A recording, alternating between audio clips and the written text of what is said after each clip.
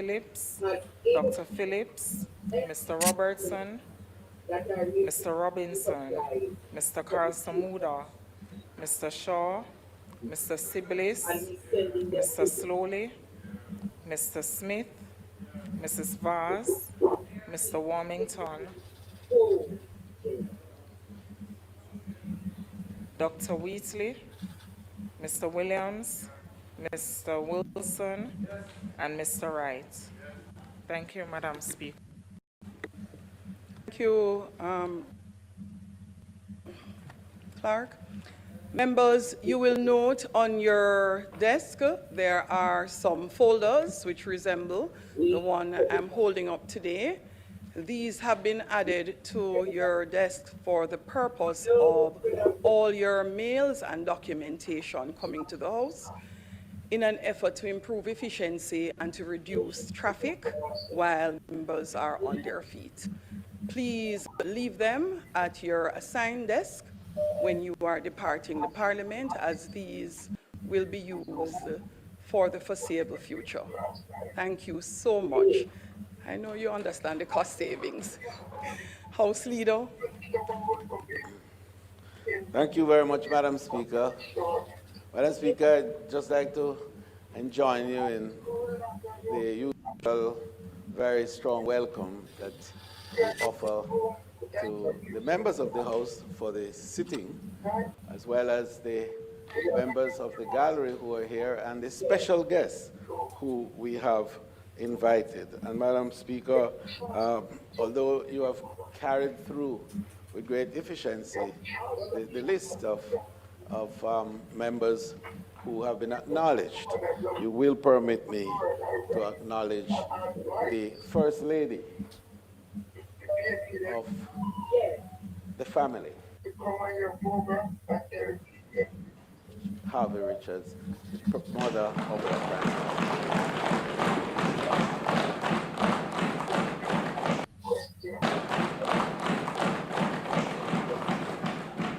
You would also allow me to welcome, because we have not had this opportunity except for once a year, in fact, when we have the throne speech, to have the members of another chamber represented in a fulsome manner as they are today. And, and Madam Speaker, you will allow me a personal party in all of this to recognize two of the newest senators, ministers, in the personage of Senator Ambassador, the Honorable Audrey Marks, the Minister of Efficiency, among other things. And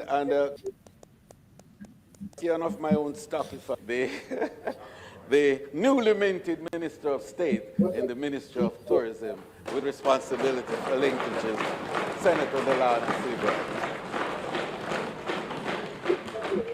So, Madam Speaker, today's agenda will move smoothly, as we normally do, but particularly with great alacrity, as we have to receive the 10th budget presentation by the Prime Minister of Jamaica, the Most Honorable Andrew Holness.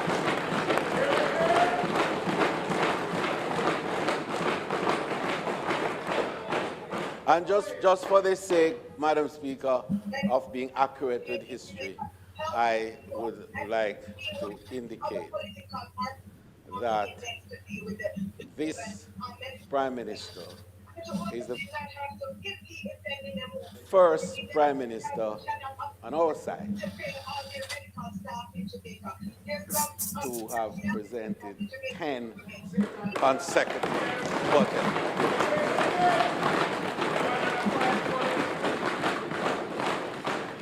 Madam Speaker, this foretells a future that is exciting and bright.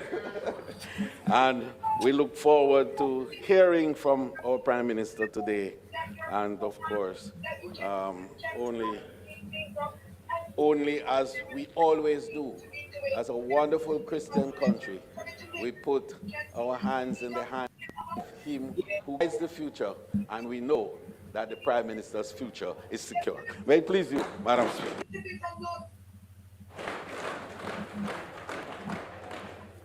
Statement by ministers, announcements, bill brought from the Senate, petitions, papers, reports from committees, notices of motions given orally, questions and answers to questions. Motions that may be made at the commencement of public business requiring notice, motions relating to the sitting of the House, motions for leave to introduce bills, presentation of bills without leave of the House first obtained, public business. House Leader.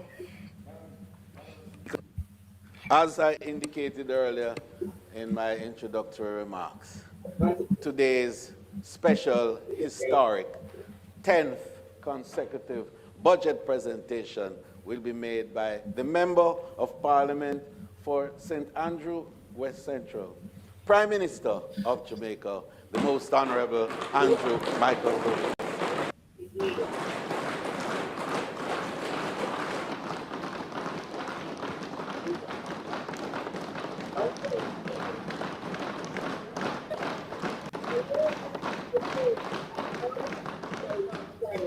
Prime Minister, would you be so kind as to turn your mic on for me? Yes, sir. Thank you. Just one Prime Minister. Excellent. Thank you. I'm so proud of you. Thank you, Madam Speaker. In the gallery. Yeah. Excellencies of the diplomatic corps, Jamaicans at home and in the diaspora listening, watching, and following on social media, distinguished ladies and gentlemen in the gallery, I stand before this honorable House with a heart full of gratitude.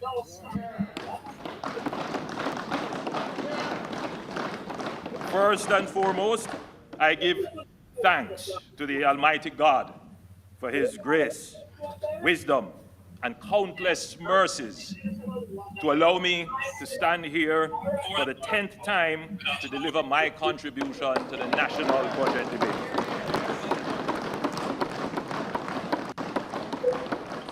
Madam Speaker, honorable members, senators, and former members seated in the well, blessings to you and on our nation. Each day we are given is an opportunity to serve, to improve and to uplift the lives of our fellow Jamaicans, and I do not take this responsibility lightly. I am deeply grateful to my family for their love and support, especially my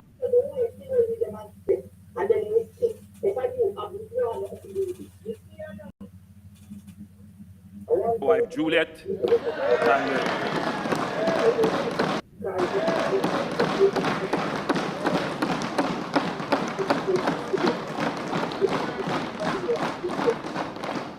and my mother, whose presence here and prayers continue to strengthen me. And Madam Speaker, allow me to express further gratitude and commendation on your firm and balanced hand in guiding the affairs of this House.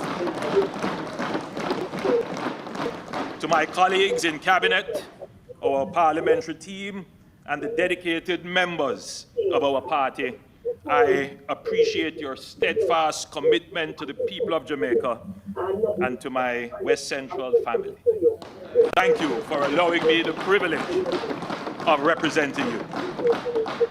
I also extend sincere appreciation to my personal staff and advisors for their tireless work and support, and I want to thank the hard-working public sector workers, permanent secretaries, and board members whose work has made the achievements of this administration possible.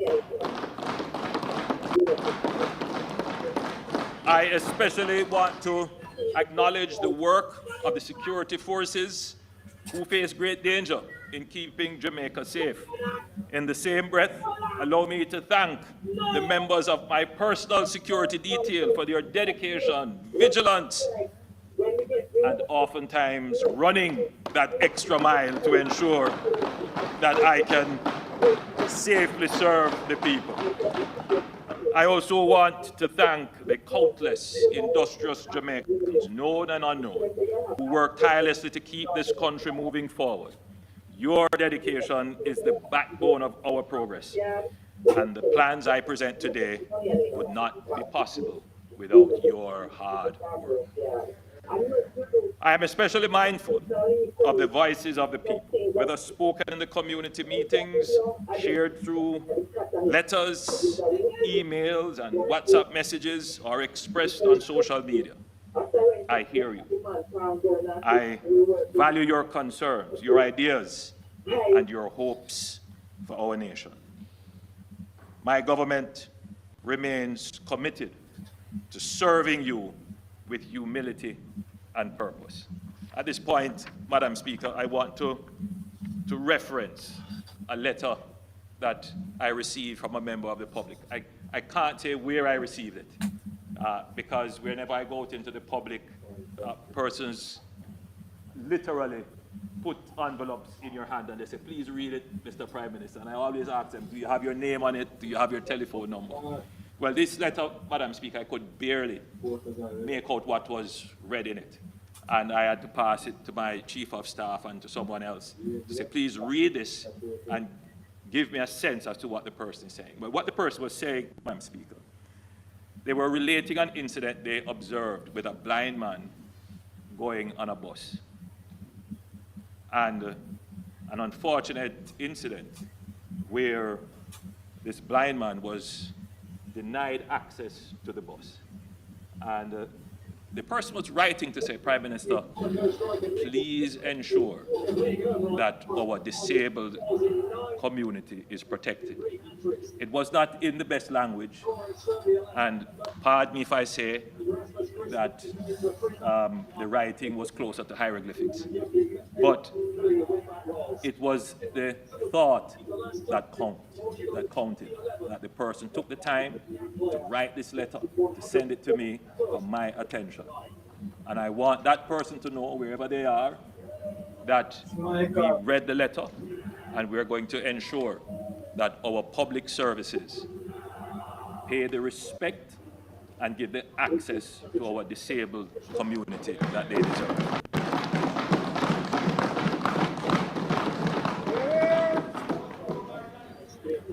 Madam Speaker, I stand before you today filled with immense pride as we reflect on the extraordinary progress our nation has made. The achievements are not just incremental improvements, they are historic breakthroughs that have placed our beloved nation in the strongest economic position ever since gaining independence.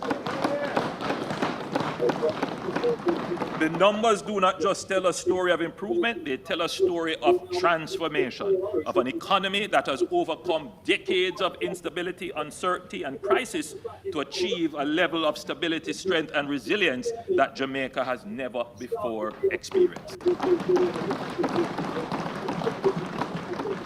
Madam Speaker, the Leader of the Opposition and the Opposition spokesman on finance in their presentation attempted to whitewash their record and suggested that analysis of the country's economic performance does not go back far enough to do justice to their contribution. I do not believe they can complain if we start at independence.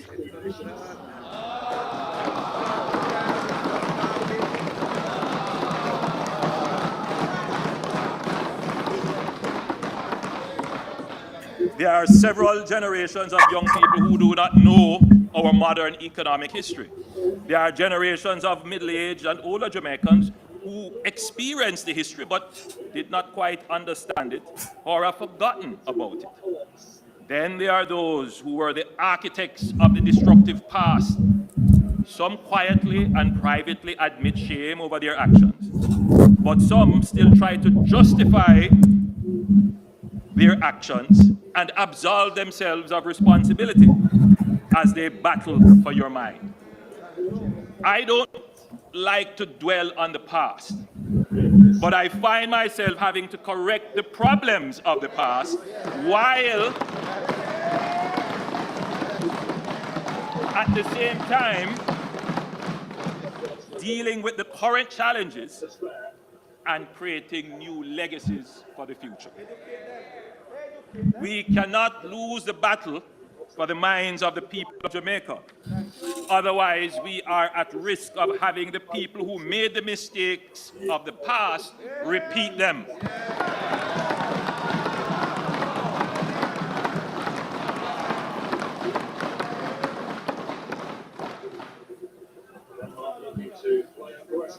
Madam Speaker, let us examine the facts. Let's start with inflation. The table now being displayed shows that the average annual inflation under my administration has been 5.5%, the lowest under any administration since 1972.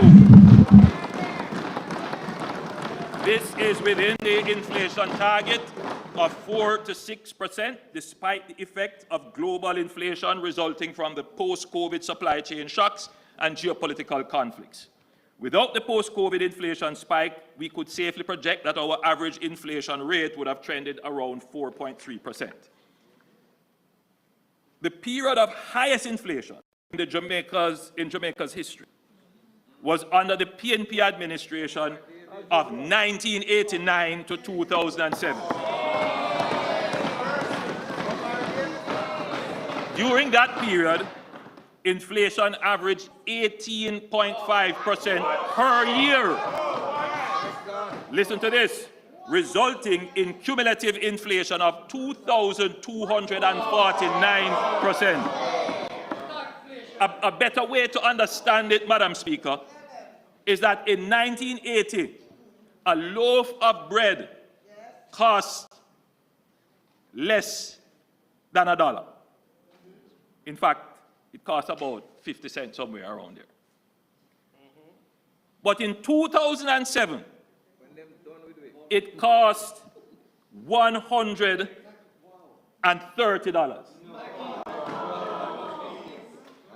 You know how much inflation that is?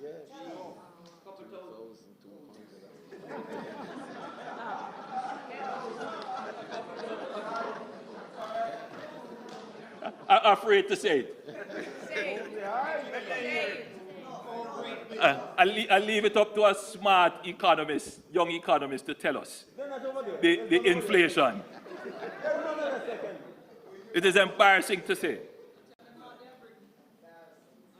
Cumulative inflation in the United States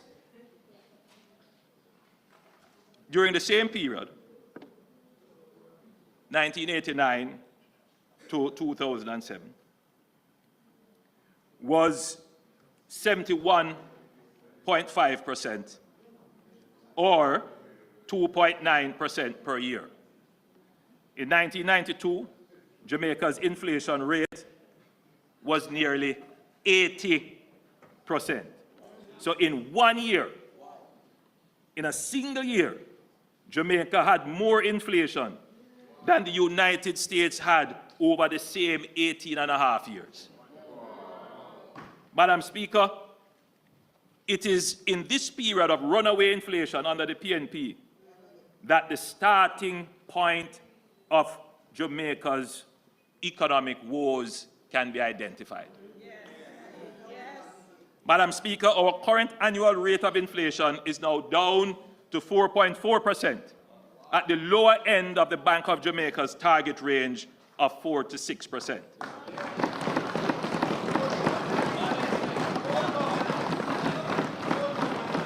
Through well-managed fiscal and monetary policy, we have brought inflation back down to sustainable levels.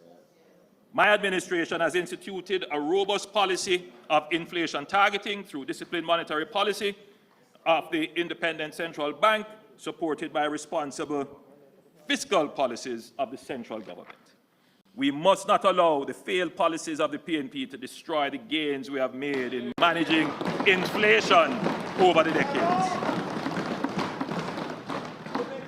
Let's look at job creation. Madam Speaker, let us look at the unemployment rate. When the PNP left office in 2016, the unemployment rate was 13.7%. Now the unemployment rate is a historic low of 3.5%, almost full employment.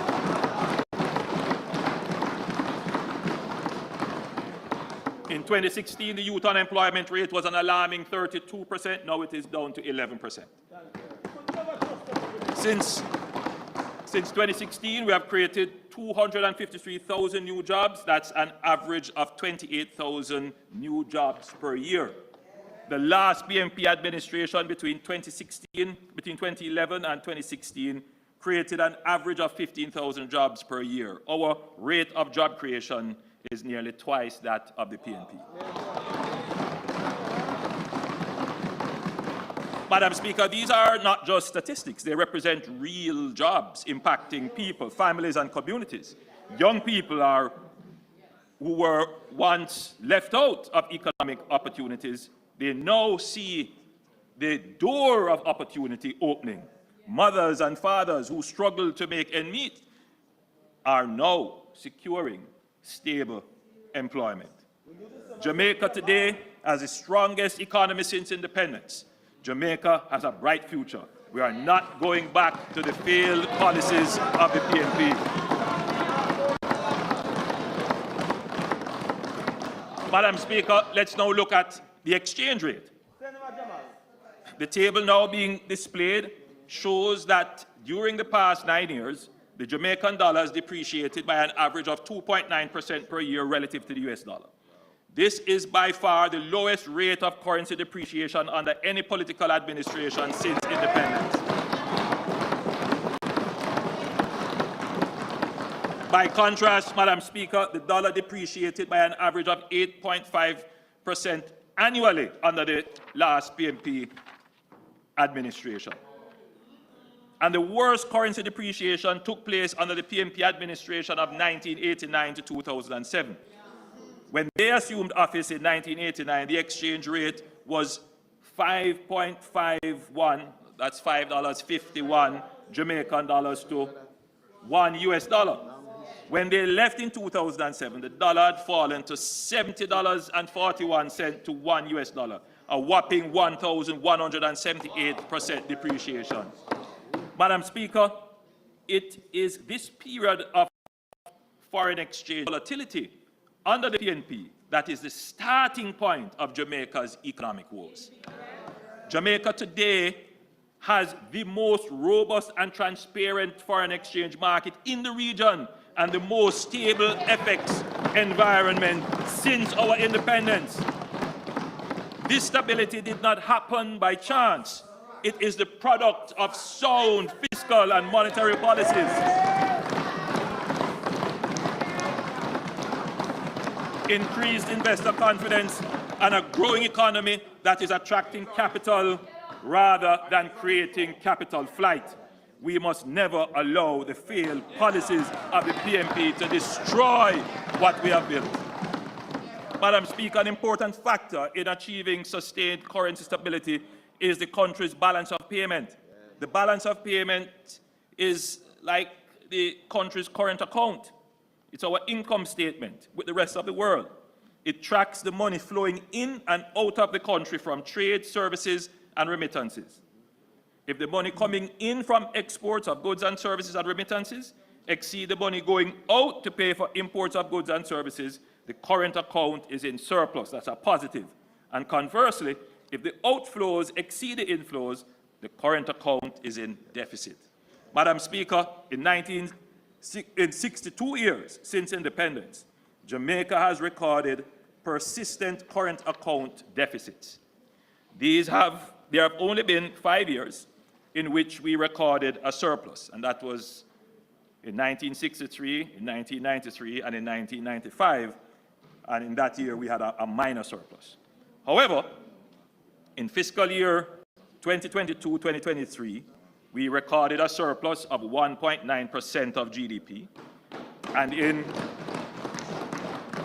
fiscal year 2023-2024, we recorded a surplus of 3.1% of GDP.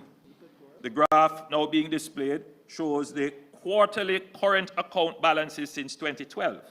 It shows that we have recorded a surplus for 7 of the last 8 quarters under this administration.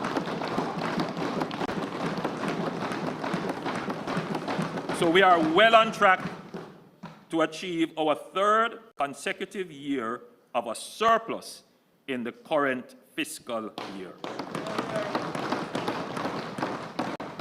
Jamaica today has the strongest economy since our independence.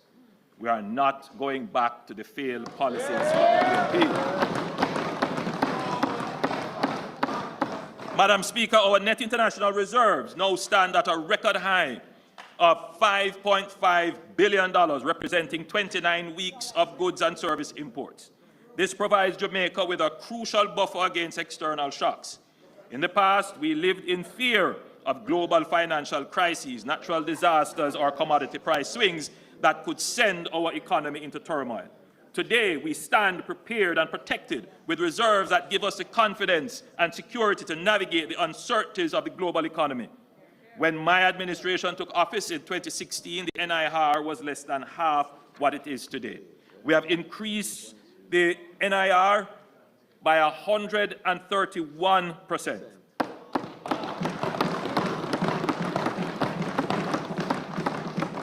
And we have done so despite facing the worst global health and economic crisis in 100 years.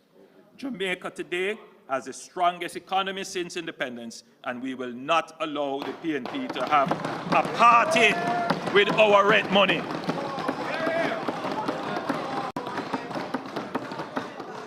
Yes, we will not allow the PNP to party with our rent money as the Minister of Finance.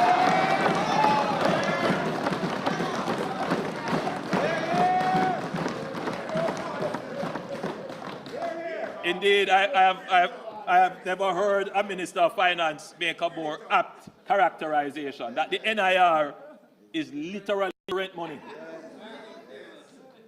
And we can't allow anybody to play with that.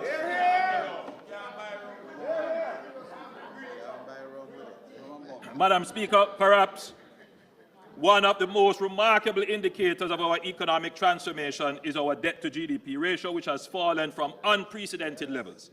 When my administration took office, the debt-to-GDP ratio was over 120%. It is now approximately 68.7%, and we are on track to meet our target of 60% by March 2028. It is important, especially for young Jamaicans, to understand the roots of our debt crises. Jamaica faced two major periods of debt distress. The first, from the 1970s to the late 1980s. And this was driven by two global oil price shocks, a failed experiment with democratic socialism,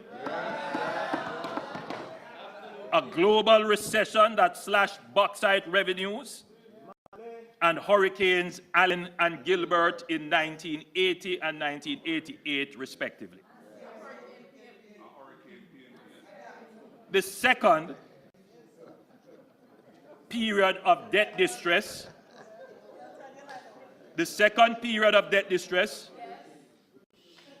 was from the 1990s to the late 2010s. And it stemmed largely from the PMP's policy during the FinSAC era, which collapsed financial institutions, wiped out the business class, and triggered a prolonged recession worsened by the 2008 to 2009 global financial crisis. In the mid-1990s, Jamaica faced a financial sector crisis, which resulted in the collapse of a number of financial institutions. The financial sector meltdown was not caused by any exogenous, meaning outside shocks or global crisis. In fact, the US, our major trading partner, had robust growth in the 1990s, averaging 3.4% per annum. This was purely caused by bad government, bad policy choices, and poor superintendence of the economy. Listen to me clearly, members. FinSAC was a homegrown domestic crisis wholly caused by the PNP, for which we are now only just recovering.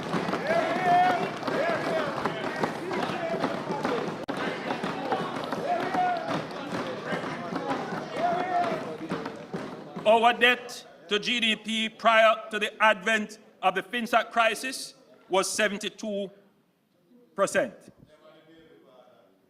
The government at the time established FinSAC to bail out the collapsed financial institutions. This bailout cost the country 42% of GDP. In other words, 42% of what we produce in any 1 year, we had to take it to pay for FinSAC. By way of comparison, the US government's bailout intervention during the global financial crisis of 2008-2009 was only 9% of their GDP. So you see the magnitude of the scale of FinSAC relative to the size of our economy.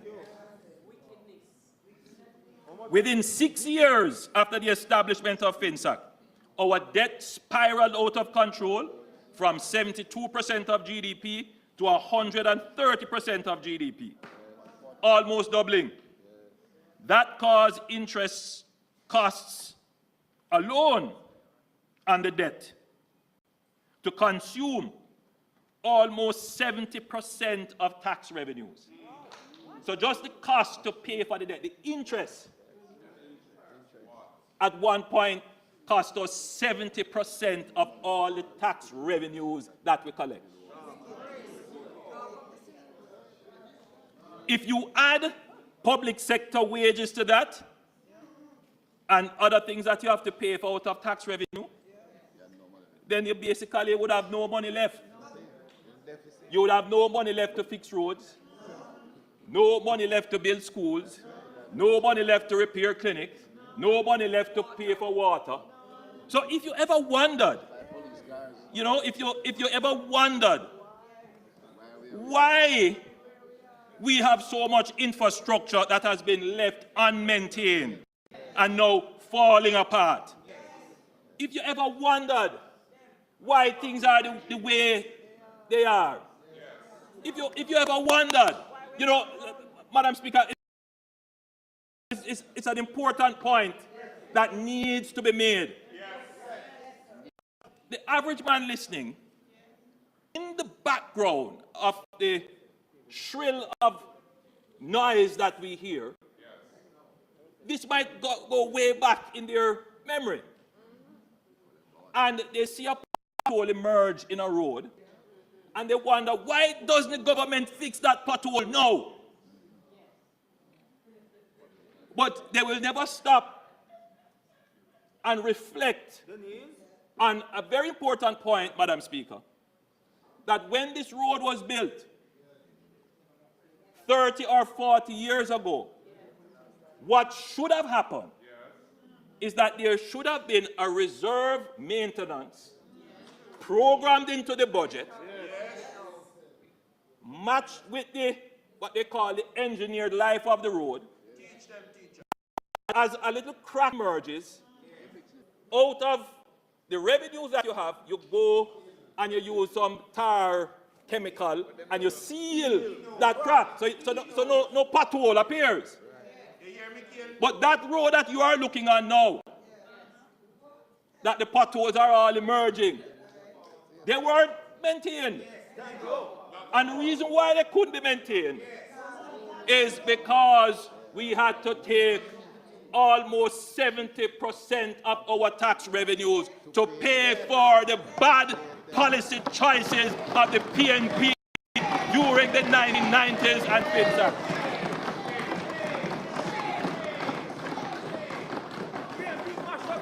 I want Jamaicans to understand that lack of maintenance accumulates. Lack of spending on infrastructure amounts to what is called disinvestment. So you can build a hospital, but if you don't maintain a schedule of maintenance. The value of that hospital declines, depreciates. So today when you look at the hospital and say, why this government don't do something about it? Even if this government were to take all the money it has now, it couldn't today immediately halt and stop the deterioration. I think the public must understand this. Because, Madam Speaker, it is the same public that voted in the same PNP government over and over and over again. It is a point that needs to be understood that the economic struggle that the country has had to restore its economy is so that it is able to have revenues steady and stable and predictable that it can then use to maintain and provide the things you want over a long period without making bad decisions to put those revenues in peril. If you want to know what drives me, Madam Speaker, is to make sure that we never go back.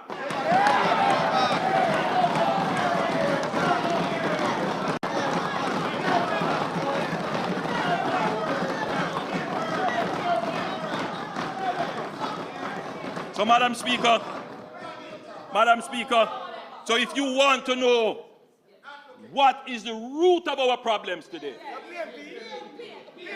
it is the bad policies of the PNP.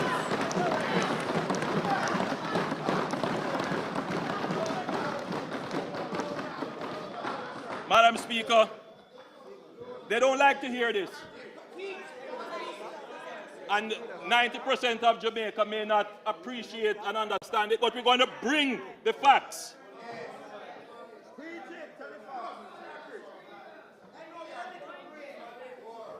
The members' time for speaking. There's no. Madam Speaker. The members' time for speaking. Madam Speaker, the Prime Minister's time for speaking is expired. I beg to move that his time be extended sufficiently to allow for the completion of his presentation. May it please you, Madam Speaker. Thank you, House Leader. Those in favor? Those against? The ayes have it. Prime Minister. Thank you, Madam Speaker. Thank you, members. Madam Speaker, the root cause of the crisis, the FinSAC crisis, was the premature policy decisions of the PNP to liberalize the foreign exchange market in 1991 without the necessary preconditions such as reserves in place. In other words, they went to party but didn't have any money.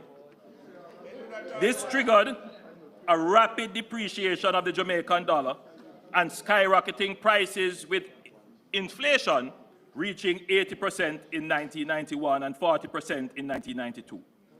Not having any rent money to ward off speculators, the government then tried to protect the exchange rate through exorbitant interest rates. As a result, productive enterprises, especially small businesses, were unable to service their loans, and the loans became non-performing. Mounting non-performing loans and loan defaults then caused banks to collapse. Madam Speaker, the PNP's high interest rate policy created a two-tiered economy. One where cash-rich speculators thrived while productive businesses drowned in insurmountable debt. This led to what a prominent member of the PNP described as the largest transfer of wealth from the poor to the rich since slavery. Madam Speaker, who were the beneficiaries of this wealth transfer from the poor to the rich?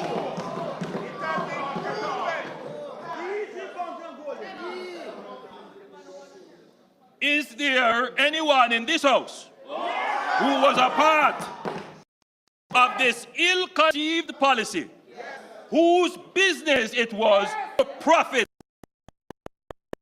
from great transfer to the rich.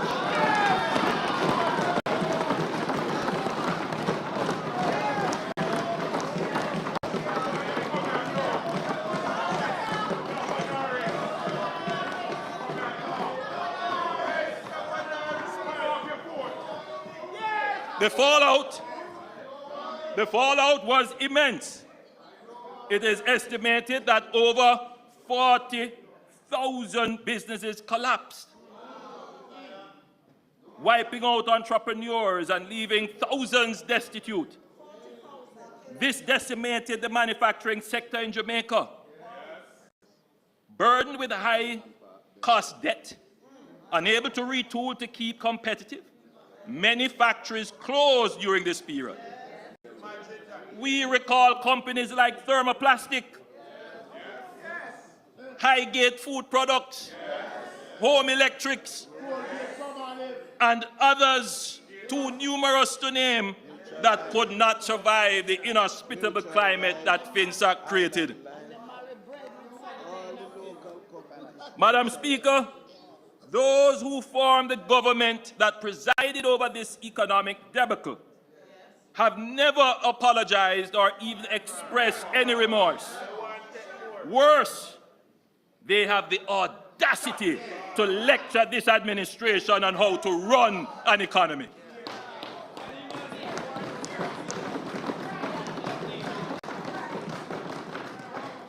For the next 20 years after the PNP inflicted FinSAC, the FinSAC shock,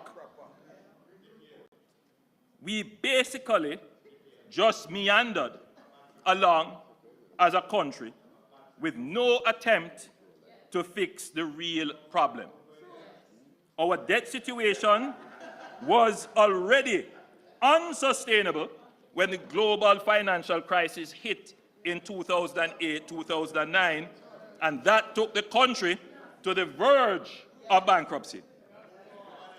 The real attempt at grappling with high debt, high interest rate, this vicious cycle created by the PNP, started with the Bruce Golding-led administration of 2007 to 2011. Indeed, we fathered the deep structural reforms needed to break the PNP-created debt crisis. The debt inherited from the PNP had reached unsustainable levels, and it was under the leadership of Bruce and Audley Shaw Manayard.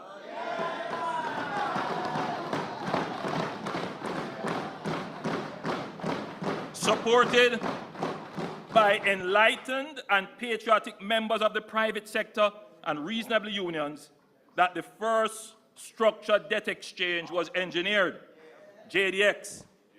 This pulled Jamaica from the brink of another financial collapse by successfully reducing Jamaica's interest costs, extending debt maturity, improving debt sustainability, and giving the country the credibility to approach the IMF. We put in place the fiscal responsibility framework, which enhanced transparency, accountability, and reporting on public finances and placed limits on the fiscal deficit.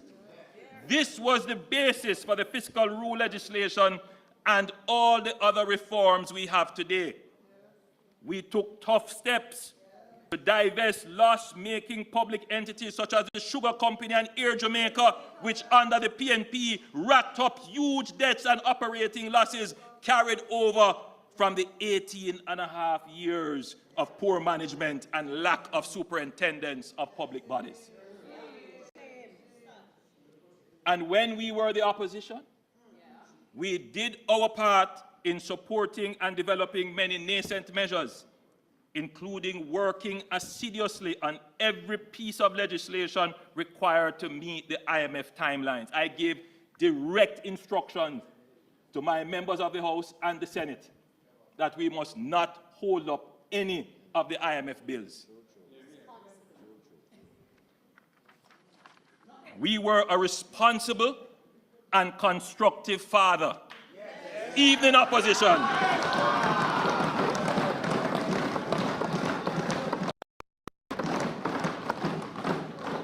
We acted in the interest of Jamaica's economic recovery. In everything we did, we chose Jamaica over narrow political partisan gain. No one on this side said that the PNP did not contribute to the national effort to restructure and reform the economy and bring down the debt. As recently as November last year, at the launch of our Next Chapter policy pivot, I said, and I quote, "Let me express my deepest gratitude to all who played a role in this transformation. Leaders from both sides of the political aisle, business leaders, our civil service, unions, members of civil society, and most importantly, the people of Jamaica. I want to specially recognize and thank the Honorable Bruce Golding, former Prime Minister.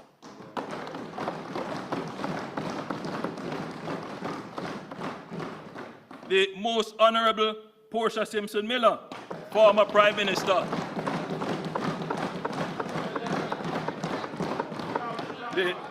The member,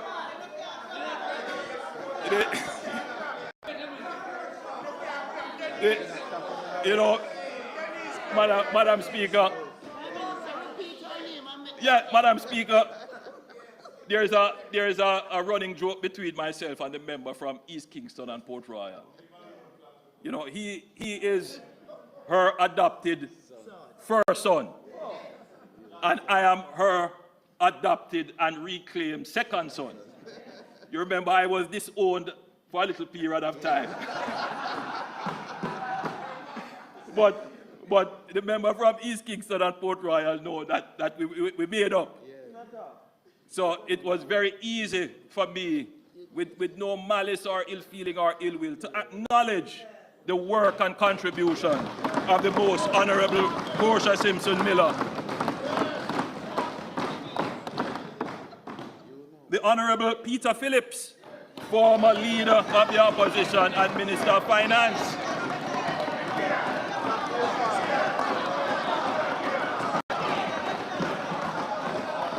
The Honorable Audley Manayard Shaw, former Minister of Finance.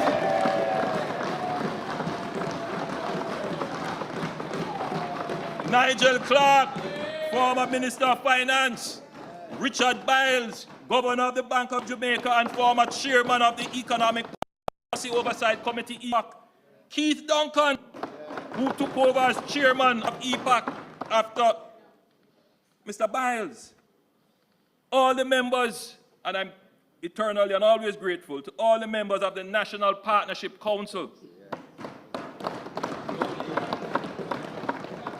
But most of all, I want to thank the people of Jamaica for their patience, resilience, courage, and sacrifice.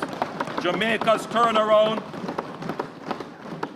would have been impossible without the willingness of the Jamaican people to endure the hardships that they had to bear. This is my public statement for the public record as to how we on this side characterize this period of economic recovery. So this falsehood, an attempt at whitewashing history, this kind of revisionism is unnecessary, indeed undignified. Let me give a fair and balanced characterization of the historical development of the Jamaican economy. The PNP, through bad policy decisions, created the second debt crisis. They created the first one as well. The JLP took the first fundamental steps to address the problem. The PNP contributed and built on those steps, and the JLP further built on those steps and completed the reforms.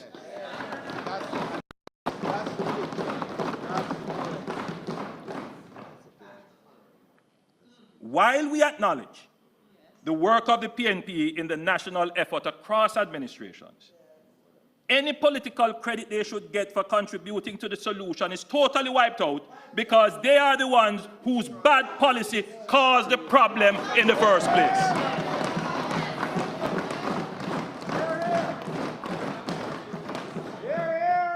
To their true bipolar nature, the PNP wants to claim paternity after causing the mother, the people, so much hardship. In their last budget presentation, the leader of the opposition and the opposition spokesman on finance disingenuously accused the government of increasing taxes on the people of Jamaica. In this budget presentation, well, in the last budget presentation, the leader of the opposition said, since the JLP government came into office, they have more than doubled the annual tax take, increasing it by a massive $190,000 per person. Yet, in his recent budget presentation this year, the leader of the opposition and the opposition spokesman on finance both claim that the improved performance of tax revenue is due to the tax reform work of the PNP. So we need to ask ourselves, is it the PNP that is responsible for Jamaicans paying more taxes?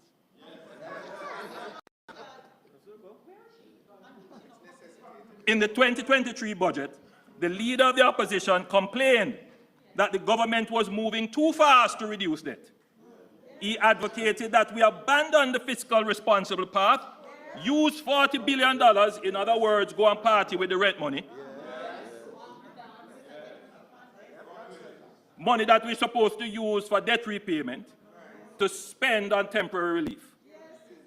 In this budget, when he sees the amazing benefit of reducing the debt to 68% and the amazing fiscal space that is created for us to actually now sustainably deal with the relief effort, he now comes claiming that the reduction in debt is due to the PNP's faithfulness to fiscal prudence.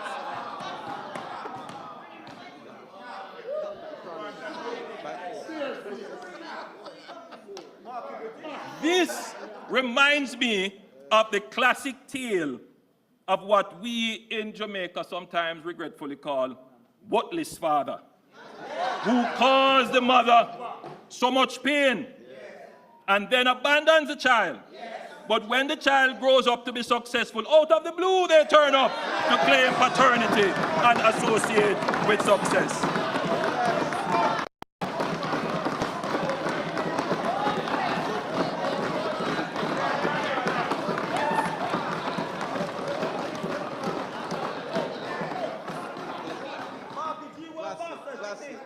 This leader of the opposition is a man of convenience, flip-flopping between prudence and popularity when it suits him. 1 minute he disowns the child of fiscal discipline, and then the next he claims the child of fiscal discipline. The mother remembers the pain of FinSAC and the high interest rate policy, the largest transfer of wealth from the poor to the rich, and she knows that she cannot trust this worthless man. So the DNA test was done.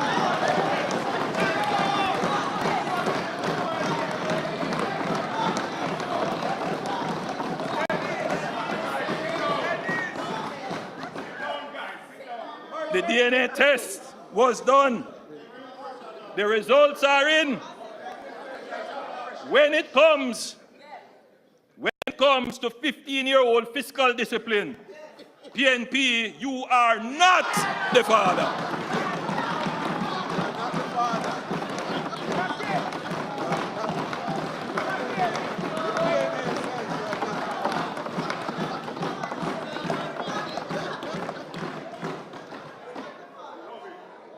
Yes, your name call, but it is another goaling that is the father.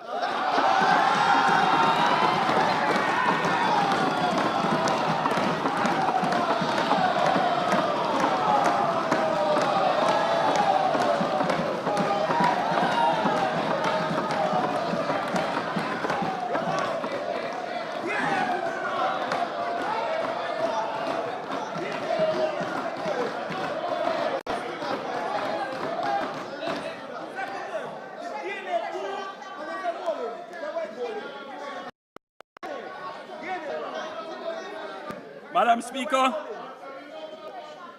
jokes aside,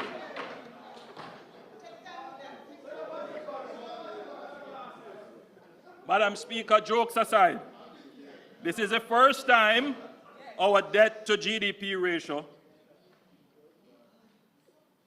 is below pre-FinSAC levels of the mid-1990s. It has therefore taken us 30 years to undo the damage of the self-inflicted blow of the PNP's economic mismanagement of the 90s. 30 years. Madam Speaker, the graph now being displayed shows interest as a percentage of tax revenues in the mid-1990s during the FinSAC period. Interest costs as a percentage of tax revenues climbed rapidly, peaking at nearly 70% in the midst of the global financial crisis between 2008 to 2009, and it peaked again, to about 71% and started to decline thereafter, the successful 2010 Jamaica debt exchange to 30.5% in 2016 when this administration took the reins of government. And as of this budget, very important, Madam Speaker, as of this budget, Mr. Speaker rather, only 18.7% of tax revenues will go towards paying interest on debt. Mr. Speaker, this shows why we must always maintain fiscal discipline. From having to pay 71% of tax revenues to having now paid down the debt, we only are going to be paying 18.7%. We have all of that fiscal space created that we can now actually spend on giving relief to the people of Jamaica in a sustainable way.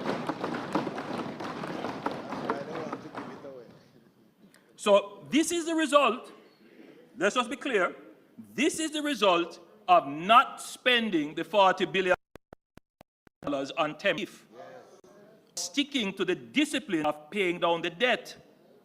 The interest on the debt is now smaller, which gives more room to spend sustainably on the things that matter to you, like social housing, increasing the income tax exemption threshold, installing water supply, and buying new buses over the last 9 years. It's a funny thing, you know, Madam Speaker, and I think Jamaicans are, Mr. Speaker, and I think Jamaicans are coming to the understanding now that you have people who will say, I will spend this money on you because I care about you, without looking on the sustainability, whether or not that expenditure makes sense. And people who are suffering don't look behind the popularity promise. All they think it sounds good and it's going to give me immediate gratification. But what it does is to create a long-term immiseration. Because you can only spend that money once. And it didn't really help you. And so you have to come back again. And so you end up in a dependency. And then that dependency, when not fulfilled, ends up in disappointment. And then people say, I can't bother with politics.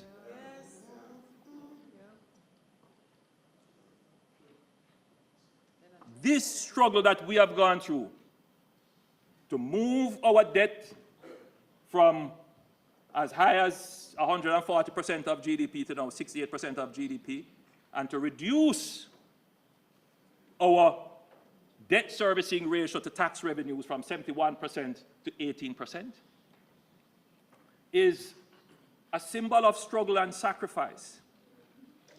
It is.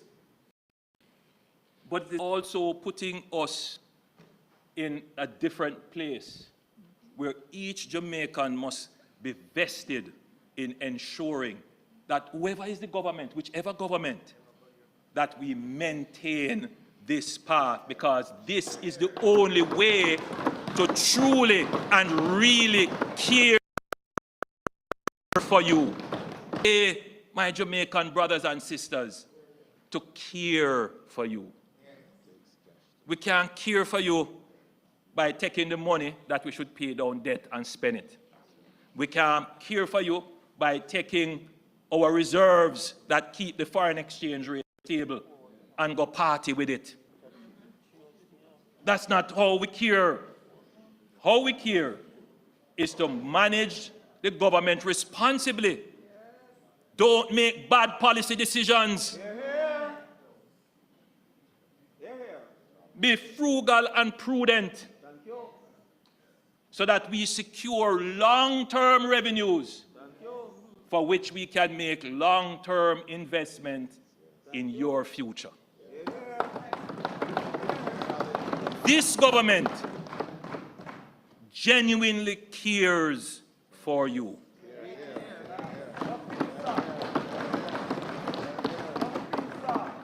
You think I don't have the struggles on this side to be reckless? You think I don't have the struggles of people getting nervous and seeing, oh God, look at what is happening, you have to spend money? You think I don't have those struggles? Run with it. But I don't run with it, Madam Speaker. I don't run with it. And you know why, Madam Speaker? Because, you know, I pass the stage of trying to be in a popularity game. Thank you. Do what has to be done. So I am not going to go do reckless things for popularity. Madam Speaker, I do it for the love, not for the likes.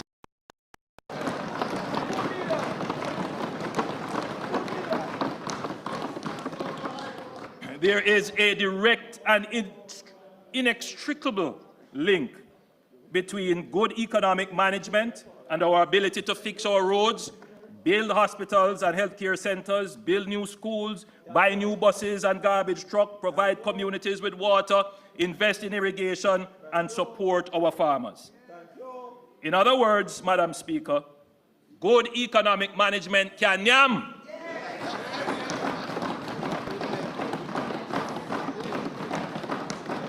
Good economic management produces dividends for the citizens who are shareholders in Jamaica Inc. They have invested their hopes and trust into our government, and they expect that their government will be good stewards of the talents. My administration has paid dividends to the people of Jamaica through tax reductions and givebacks. The government that we have The budget that we have presented represents the 8th consecutive budget of no new taxes and the 10th consecutive budget of no net new taxes. This is unprecedented in Jamaica, but has now become a feature of the Jamaican economy. And, Madam Speaker, I claim paternity for that picnic.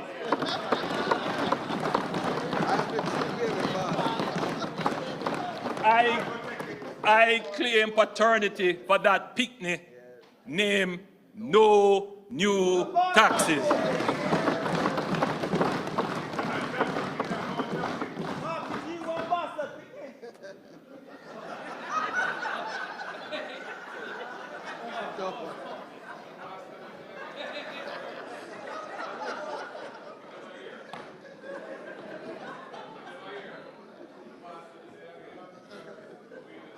In Jamaica,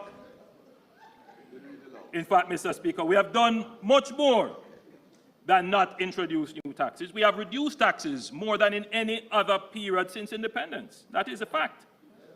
Here are some of the dividends that the Jamaican people have gotten from our good stewardship of taxes. We have increased the income tax threshold. When we came into office, the threshold was $592,800. It is now $1.7 million and will move to $1.8 million next month. and then to $2 million over the next 2 budgets. Increasing the income tax threshold is my baby.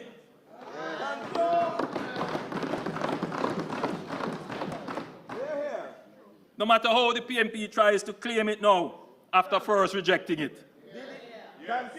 Every PAYE taxpayer should take comfort that as much as we can, we will reduce their income tax. It is in our DNA.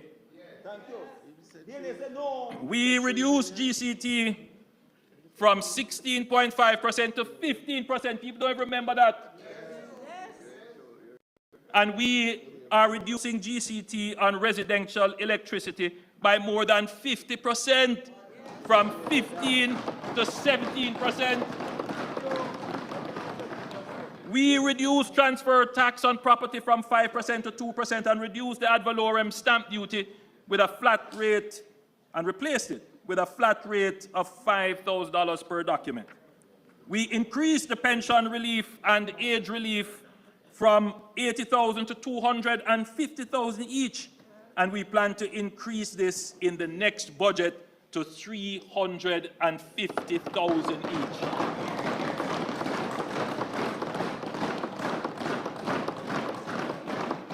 We can't leave out our pensioners. We increased the turnover threshold required for registration to pay general consumption tax from $3 million to $10 million, and now we are increasing it further to $15 million. More relief for small business. We also increased the de minimis value for imported goods for custom purposes from $50 to $100, and the duty-free allowance for inbound passengers from $500 to $1,000. We reduced estate taxes, reduced the asset tax on financial institutions, abolished the asset tax on non-financial institutions, and abolished the minimum business tax. What did they do in their time? Tax increases year after year. Madam Speaker, when they were the government, the people approached the budget season with trepidation, wondering what additional taxes will be imposed. Today at budget time, the population is looking forward to goodies. However, I prefer to say the government will deliver dividends on the vote of confidence you placed in us. Madam Speaker, we have created an environment of tax certainty and predictability. Workers, families, and businesses can plan their affairs and think long-term without worrying that the government will impose some tax to mash up their plans. We are not going back to the days of fiscal recklessness and taxes under the PNP. Madam Speaker, the PNP calls their plan the 4 E's. They definitely have a legacy of 4 E's. Excessive debt, economic erosion, endless hardship, and empty promises.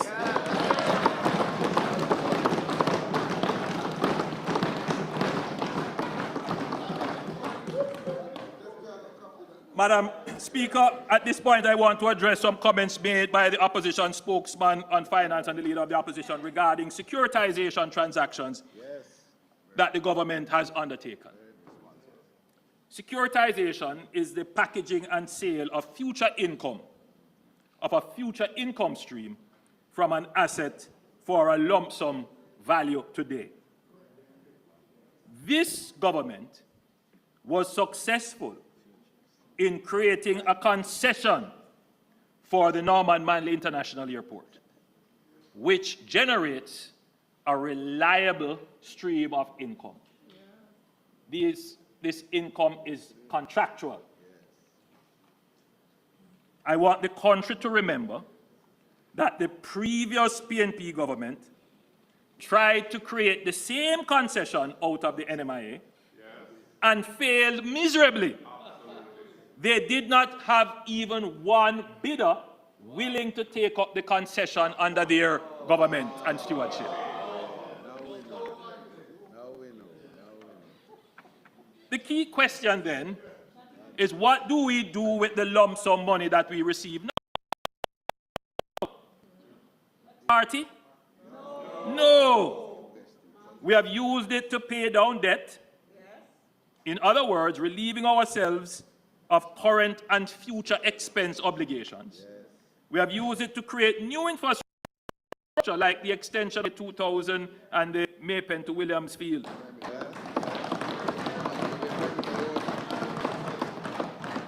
Which enables us to generate more revenues in the future.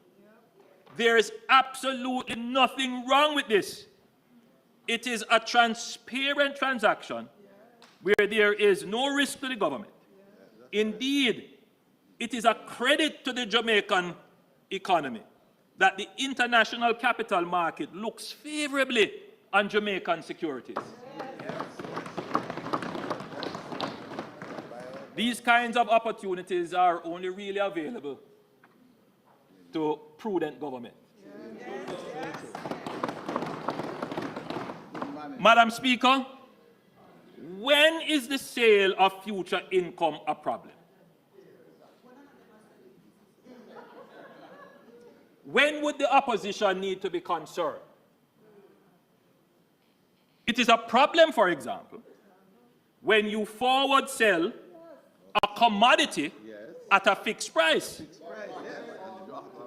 that you have not yet produced, and then when it comes time for producing it, the cost of producing the commodity exceeds the price at which you had contracted. Yes, that is when you have a problem. And especially if you collected the money up front and you spend it off, you're definitely not going to have it to meet your obligation to produce the commodity that you're supposed to produce. Now, if you do that, then you really have a problem because you're going to be producing at a loss. Is it a surprise that this is what the PNP government did in 2001 when they forward sold bauxite on the international market to finance the budget? The government, the Jamaican government, later became exposed when market conditions deteriorated and the cost of producing the bauxite far exceeded the contracted price. Government of the day, the Bruce Golding-led administration of 2010, was obliged to honor the volumes of bauxite to which the previous PNP government had committed. Jamaica ended up having to pay US $31 million to the company that produced the bauxite to cover the loss. You can't compare this foolishness of the PNP with our masterful management of the economy.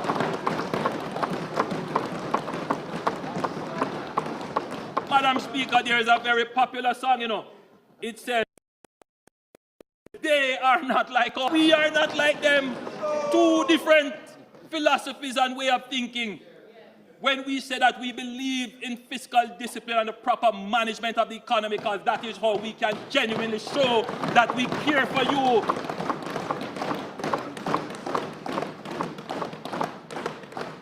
So again, another example. They made a bad decision and we have to pick up the check. So when I hear them criticize what we're doing, it is grating. Grating, indeed unfair.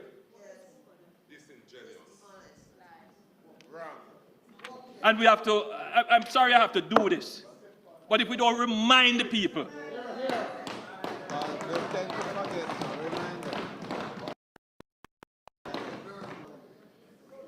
Madam Speaker, unlike the forward sale agreement that the PNP administration entered into, the securitization that we have undertaken are prudent financial strategies that leverages existing predictable revenue streams without creating future liabilities or exposing the government to market risks beyond our control.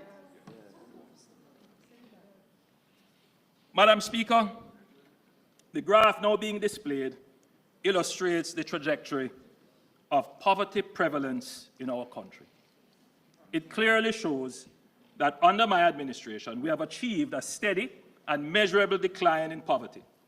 Apart from the temporary spike in 2020 caused by the pandemic, the steady reduction in poverty is clear evidence that our economic gains are reaching the people who need it the most. Madam Speaker, we recognize that while progress has been made, much more needs to be done to ensure that benefits of economic growth are inclusive and sustainable.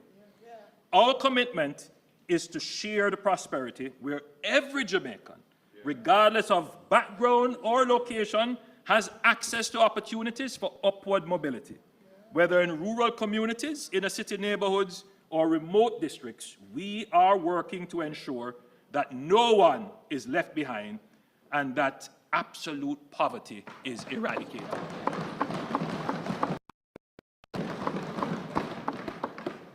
Importantly, Madam Speaker, this government's approach is not about handouts that provide temporary relief, but ultimately, relief, Madam Speaker, which ultimately keep people poor and dependent. We believe in empowerment, not dependency. And that is why our policies are designed to equip Jamaicans with the tools, skills, and opportunities they need to lift themselves and their families out of poverty for good. Yes. Madam Speaker, the fact that our economy remains on solid ground despite the combined shocks of global inflation, the lingering effects of the pandemic, and the increasing threat of climate change is a testament to the progress we have made. This is not just economic progress, make transformation.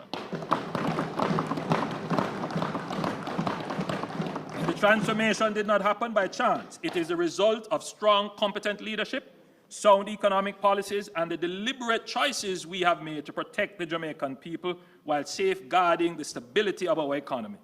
But, Madam Speaker, we know that we are mere servants of the Almighty, and all good things come only from His blessings and grace. As 1 Corinthians 3 verse 7 reminds us, so neither the one who plants nor the one who waters is anything, but only God who makes things grow. So this is our next chapter, the pivot to growth. This is what the economy must focus on in the next decade. I feel very humbled, and I give God thanks for allowing me to be able to steward the country in this decade.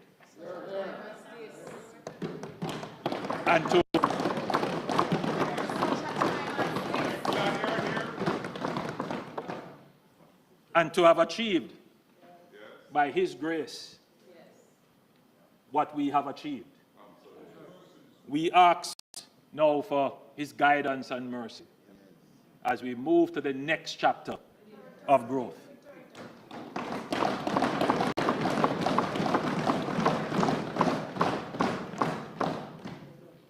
Madam Speaker, I'm about to display a chart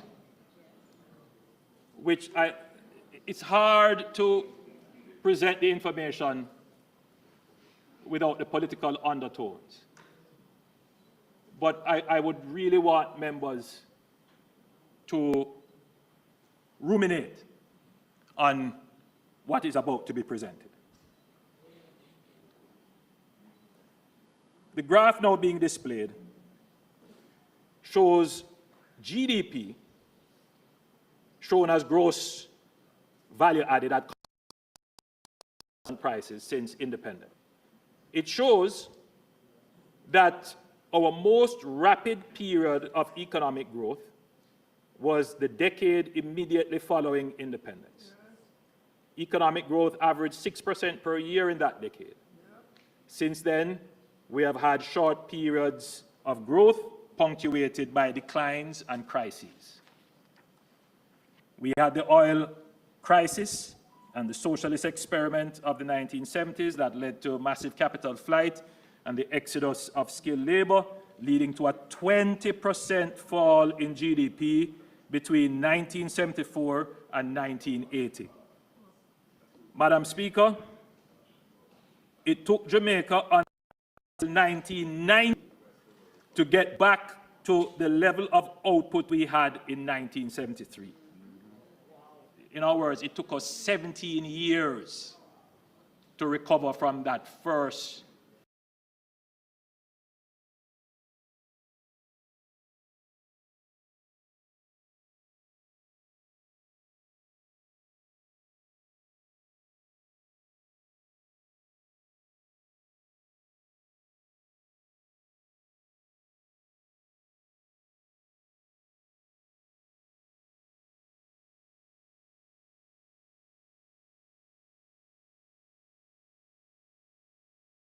and the over, Madam Speaker, this was the biggest global health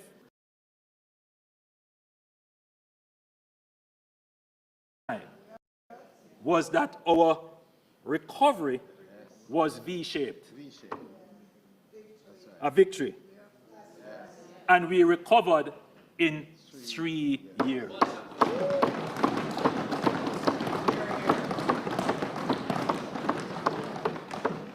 I really don't want to politicize this, but this is a fact. When years, Jamaica has spent 38 years out of our 62 years as an independent country recovering from crises.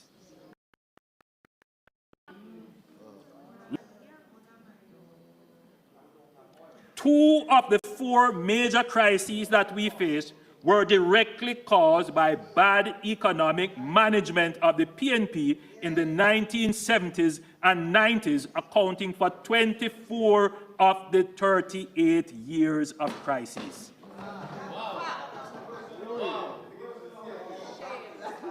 As a fact, not rewriting history, just bringing the facts. I didn't want to go back down this road because this is behind us.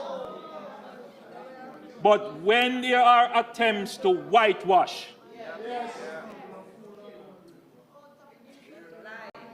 separate and apart from our debt recovery efforts, Jamaica has a new feature in the economy. The other side came. They weren't close. Their name can call on that one. And that feature, Madam Speaker, is resilience. Yes. My administration has focused on building fiscal buffers through provisioning the National Disaster Fund. No administration put money inside here. No. Right? Maintaining high reserves. That's a this administration activity. Securing insurance and issuing catastrophe bonds. This is why we were able to recover quickly from the pandemic and other natural disasters and geopolitical shocks. Before the pandemic, Jamaica recorded 20 consecutive quarters of economic expansion. After the pandemic-induced contraction, we rebounded with 13 consecutive quarters of economic growth. Over the last 2 quarters, we had a temporary setback due to the impact of Hurricane Beryl and Tropical Storm Raphael. But, Madam Speaker, let me disappoint those who seem to be gleefully celebrating and wishing depression and recession on Jamaica. Let me disappoint them and disabuse them quickly. We will recover and return to growth in short order.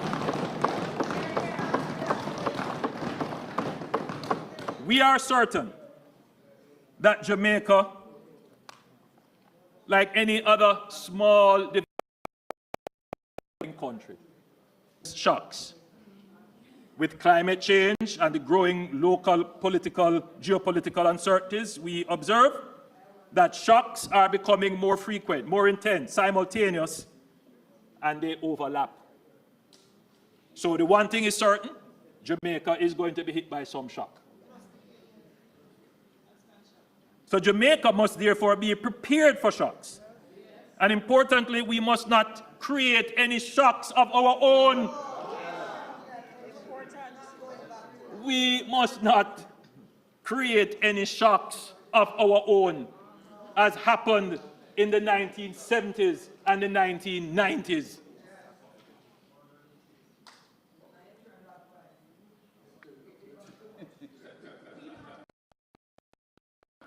Resilience is in our culture. We little, but we talawa. My administration has translated this spirit of ours, talawaness, into our economy and government. We are resilient, and that is wholly and solely a policy objective of my administration. Resilience is my picnic. However, Madam Speaker, the reality is that except for the decade immediately after independence, our growth has remained anemic and far below what is required to achieve our vision of shared prosperity, higher incomes, and an economy that generates opportunities for all. The next chapter of Jamaica's economic journey must therefore be about accelerating growth while maintaining fiscal and macroeconomic stability. Resilience is an important part of accelerating growth. The capacity to withstand, adapt to shocks, recovery can slow. Our increased resilience means that we are already on the path to faster growth, better equipped to navigate challenges and seize new opportunities. Madam Speaker, in November 2024, I outlined the key pillars of the government's growth strategy, Aspire. A, access to economic opportunities for all, that is the inclusive growth agenda. Safety and security, S. P, people and our focus on human capital development. I, for infrastructure development. R, for reform of the bureaucracy to improve ease and speed of doing business and to reduce the cost of doing business. And E, economic diversification. Madam Speaker, the A in Aspire. I must emphasize that the first and most fundamental pillar of our growth strategy is access and inclusion. Growth must be for all Jamaicans. True progress is not measured solely by GDP figures, but by how many lives are improved, how many doors are opened, and how many Jamaicans, regardless of background, have a fair shot at success. Madam Speaker, I've said this before, but let me say it again so that there is no room for misunderstanding and misinformation. The government does not believe in trickle-down economics. The notion that if we simply grow the economy at the top, prosperity will somehow find its way to the rest of the society. History has shown that growth must be deliberately structured to be inclusive. That is why our approach to economic expansion is people-centered and opportunity-driven. It is about broad-based empowerment, ensuring that growth fuels investment in education, skills training, small business development, and community infrastructure. It's about expanding opportunity and ensuring that no one is left behind. This government is systematically strengthening our social protection framework, expanding opportunities, and breaking the cycle of generational poverty. We are not just talking about it, we are taking decisive actions.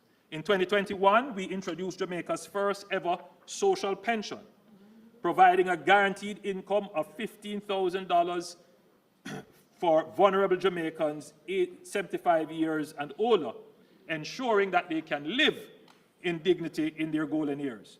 We have ramped up investment in the new social housing program, which provides safe and secure housing for the country's most vulnerable. Over 300 houses have been built or handed over or under construction, transforming lives and communities. In 2022, we implemented the Tourism Pension Scheme, making Jamaica the first country in the world to implement a comprehensive pension plan for tourism. In 2024, we launched the Jamaica Entertainers and Creatives Insurance Plan. Where is Minister Grange?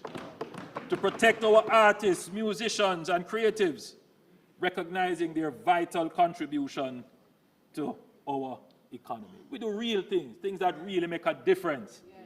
Not some, pull out of the hat promise of $1 billion where they don't even say where that $1 billion is going to come from. We increase funding for the program of advancement through health and education path by 30% in 2024.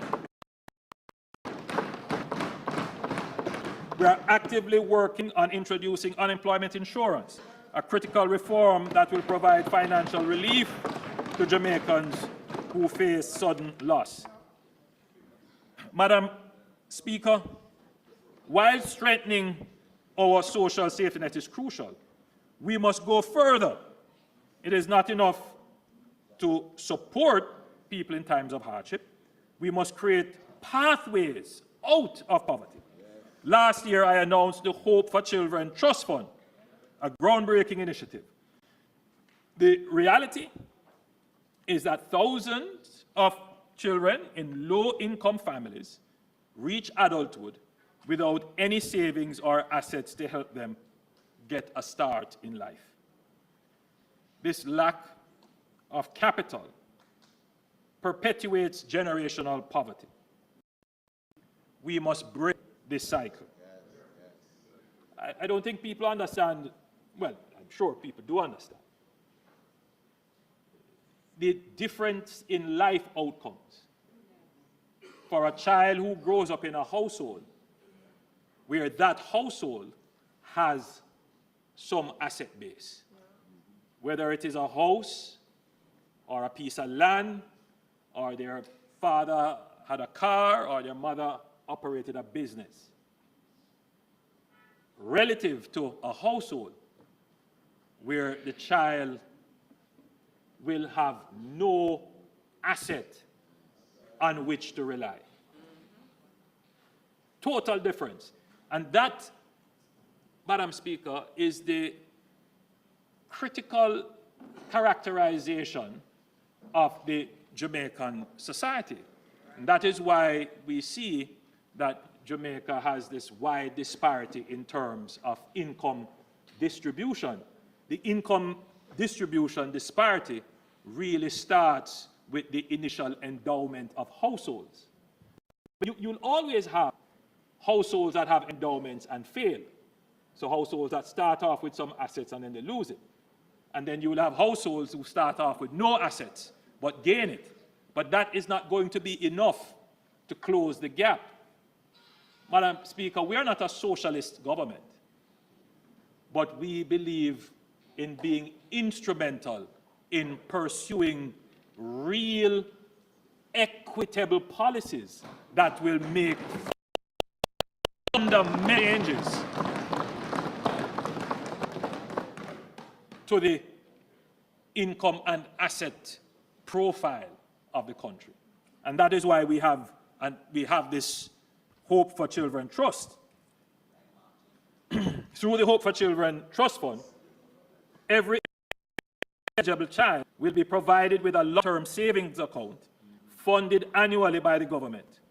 The funds will accumulate with interest and will be accessible on or after the child's 18th birthday for transformational purposes, such as education and skills training, home or commercial property acquisition, or business investment.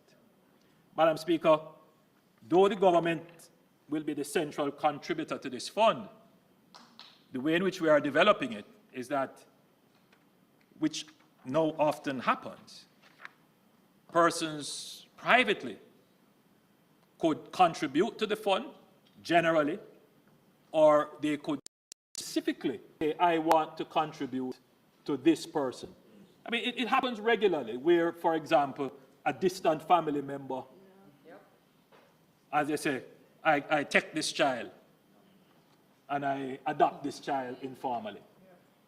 But now we are creating a formal structure where private sector, private individuals, I'm encouraging them when the fund is fully mobilized to make a contribution to it. So that a child who comes from a household with at 18 will know that they have something to start the world with. Whether they want to go buy 2 goats and cow, which when I go out into the country, I see young men come up to me and say they want goat, they want cow, they do little farming, we'll help you. If you want to buy tools, we'll help you.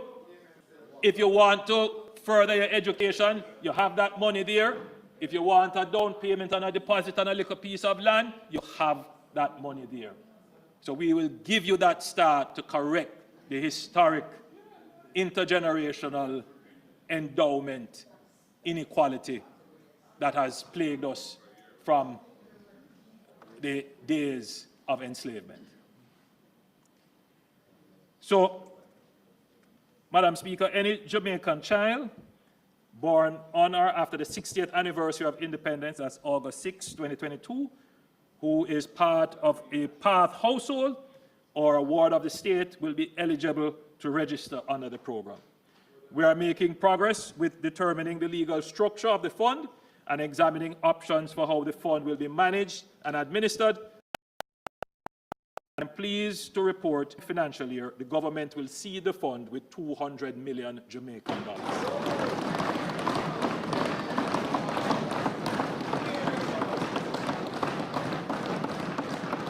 And again, I put out the call to the private sector, start looking at making contributions to this fund. We welcome it. Madam Speaker, the government has pursued a deliberate strategy of socializing wealth by enabling Jamaicans to own shares in key national infrastructure assets through the stock market, literally paying dividends to the people of Jamaica. This approach democratizes economic opportunities, allowing citizens to benefit directly from state-owned enterprises, transitioning to public ownership. In May 2019, we divested Wigton Farms, and in March 2020, we divested 80% of Trans-Jamaica Highway. Tens of thousands of small investors have benefited from dividend income and capital gains through ownership of these shares, aligning national development with wealth creation and broad-based economic empowerment of the people. Unlike the PNP, who socialized debt while transferring wealth from the poor to the rich during the FinSAC era, Madam Speaker, I am pleased to report that the offer for sale for the remaining 20% of the shares of Trans-Jamaica Highway has been oversubscribed with over 22,000 applications totaling $12 billion. Madam Speaker, Jamaican people, get the message that this government is about creating wealth.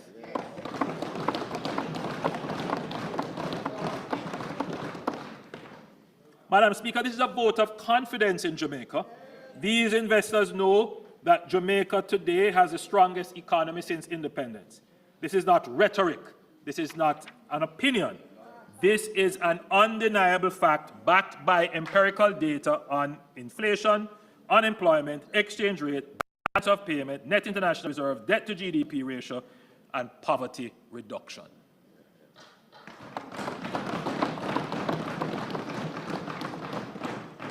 Madam Speaker, creating wealth and making it accessible to all is the DNA of the JLP administration, and this is how we accelerate growth.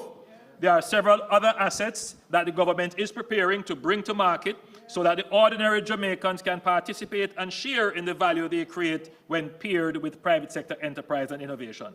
At this stage, I can announce that the Jamaica Mortgage Bank is being prepared as the next asset to come to market.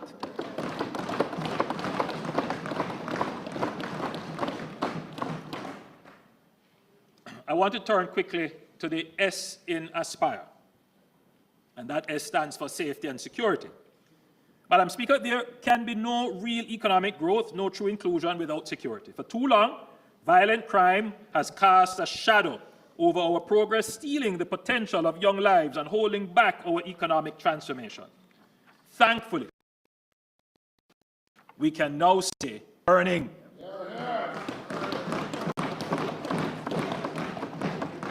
Jamaica is taking decisive actions against violence producers and the results are now evident.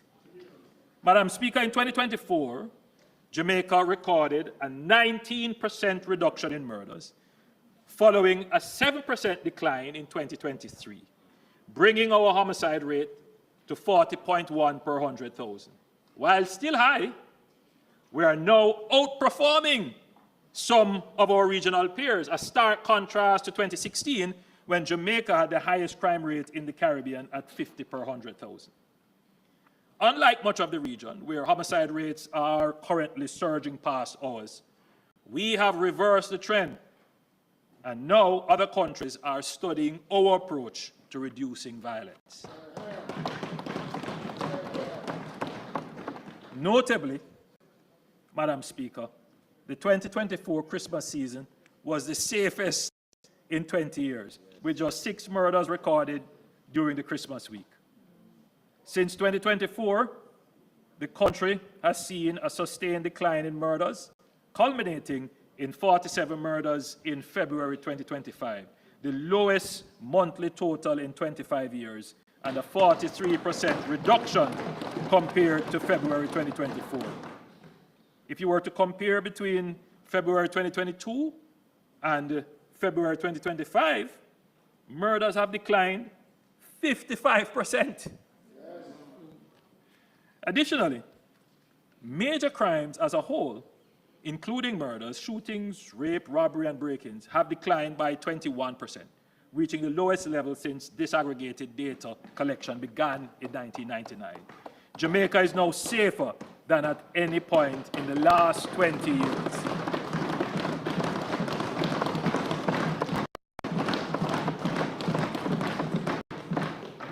On our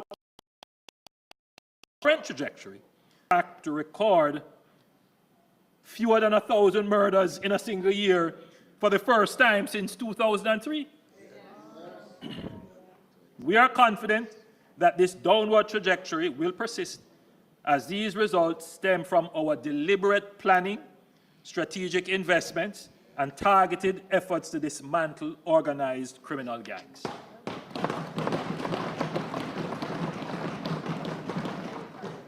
My government has recognized violence as a national emergency. And as such, we have made the strongest sustained investment in national security in Jamaica's history. In 2015, before my administration took office, capital expenditure for national security was $2.67 billion. $6.7 billion. Yes, there were times in the 90s and early 2000s where the capital budget was non-existent.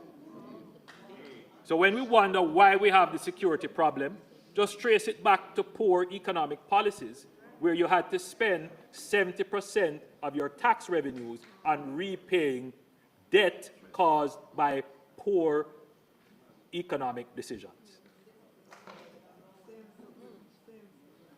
By 2018, we increased the spending on security to $12.7 billion.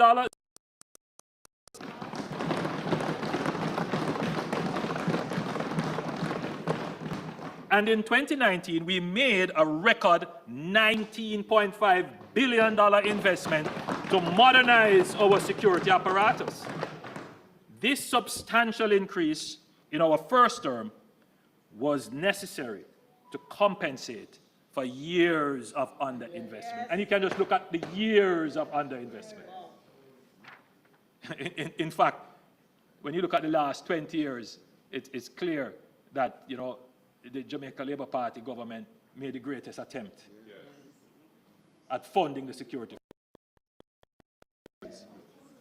Funds have strengthened our security forces through investment in equipment, vehicles, intelligence, forensic technology, and advanced training in cybercrime, counter-trafficking, and financial intelligence. Yes. We have enhanced the operational capability of the Jamaica Constabulary Force and Jamaica Defense Force, rearming them with modern tools to dismantle criminal networks. In the case of the JCF, we have invested in building one of the most advanced law enforcement agencies in the hemisphere. To this end, significant progress is being made on the development of a C5 center, that is a state-of-the-art command, and this cutting-edge center will seamlessly integrate, coordinate, and analyze real-time data from all available sources, including CCTV and body-worn cameras. I break from my script, Madam Speaker, to point out that there's a lot of debate going on. Why is it that the JDF and the JCF are not wearing cameras on their person? I think there is a kind of misunderstanding to believe that standard can be effective. That's not the case. You have to build out an entire back-end network to ensure that the footage on the camera can be downloaded, that it can be stored and retrieved, that it can be digitally transmitted to other locations, and that it can be protected from manipulation. When we say that we're going to do a force-wide use of body cameras, it's not just buying a little camera off the shelf or getting a camera from a supplier here. We have to think of an wide, comprehensive solution. And I'm afraid, Madam Speaker, that sometimes this is just the haphazard thinking that forces governments into making wrong decisions. But, Madam Speaker, it's the same thing that we have done with our police cars. We have totally changed the way in which we order and purchase and maintain and use our police cars. We don't buy a police car. We buy a transportation service, a full-end solution. To be clear, there are no used cars in what we are procuring.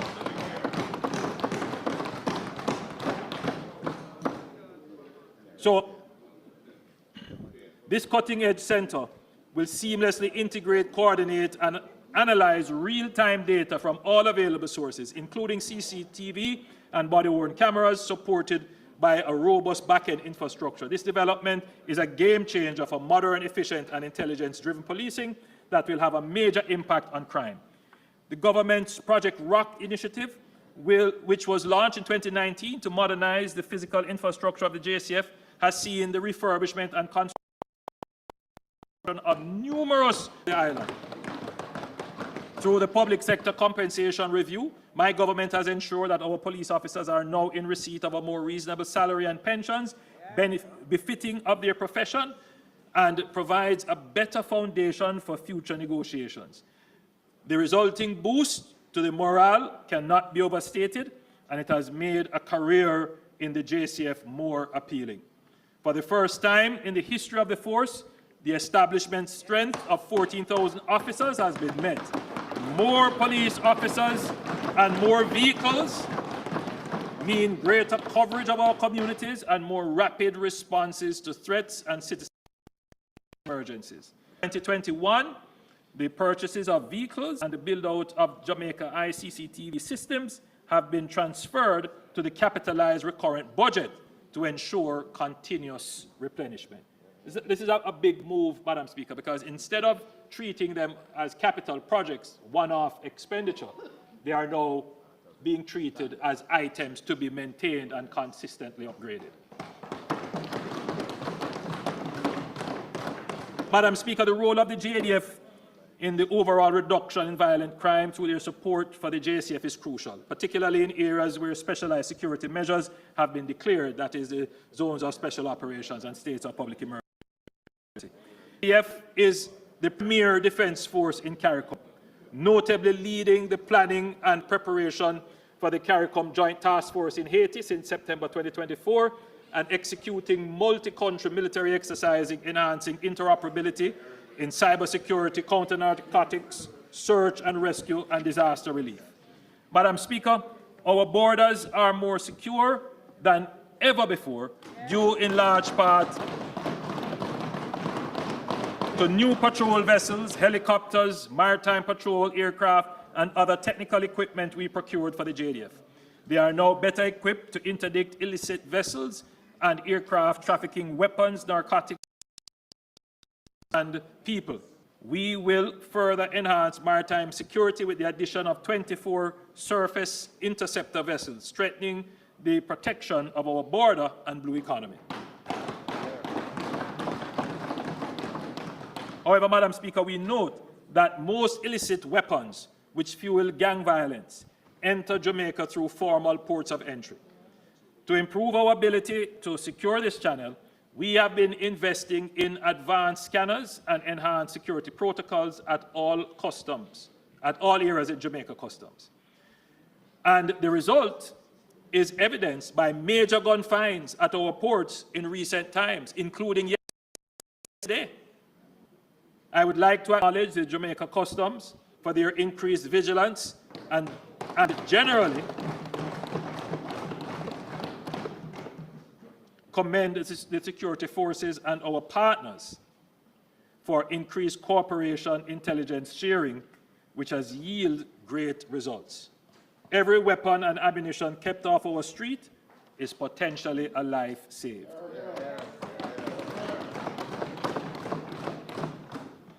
Additionally, we are finalizing the Customs Mutual Assistance Agreement with the United States, which will enable even further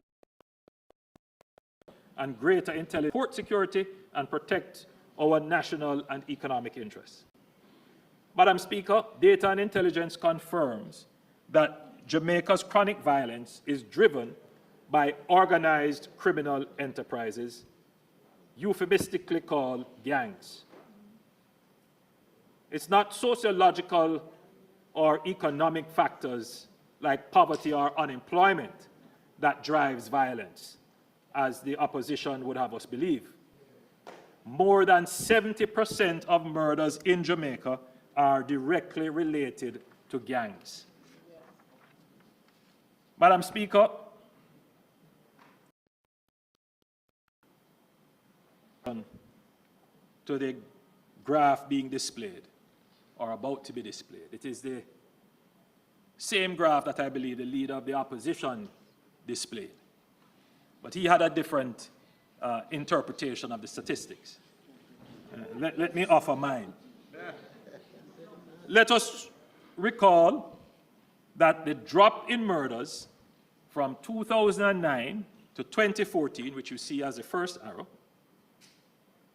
for which the opposition seeks to take credit, was a direct result of the state of public emergency launched in May, the Jamaica Labour Party administration.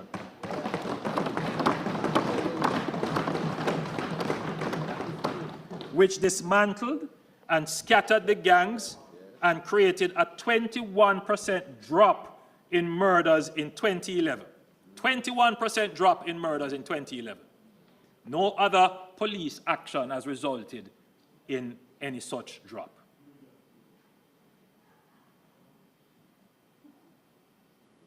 In 2011, murders stabilized, as you can see. 2012 stabilized. This created a respite where targeted police operations against gangs and violence producers resulted in 2024 having the lowest number of murders in the last 20 years. So 2014 was the lowest number of murders, and that is under the PNP in the last 20 years. But it's not as a result of the PNP's action. It is as a result of the 2010 State of Public Emergency, which gave 1% reduction. Then a slight carry-on reduction in 2012. Madam Speaker, I still posit that if the opposition then had supported the government in extending the state of public emergency, the fall in murders would have been even greater.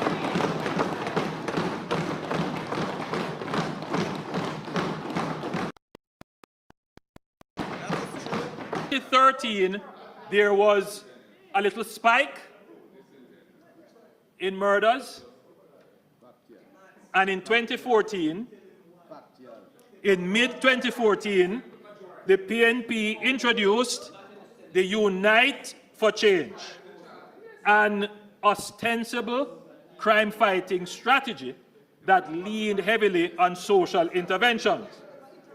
There was also a change of police commissioners and an apparent change in crime-fighting strategy.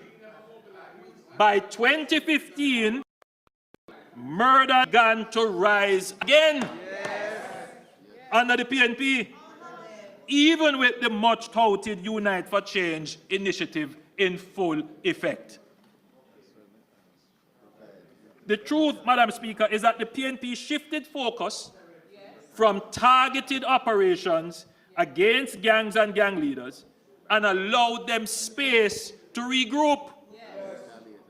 The number of gangs in the country increased from 200 in 2010 to 350 by 2016.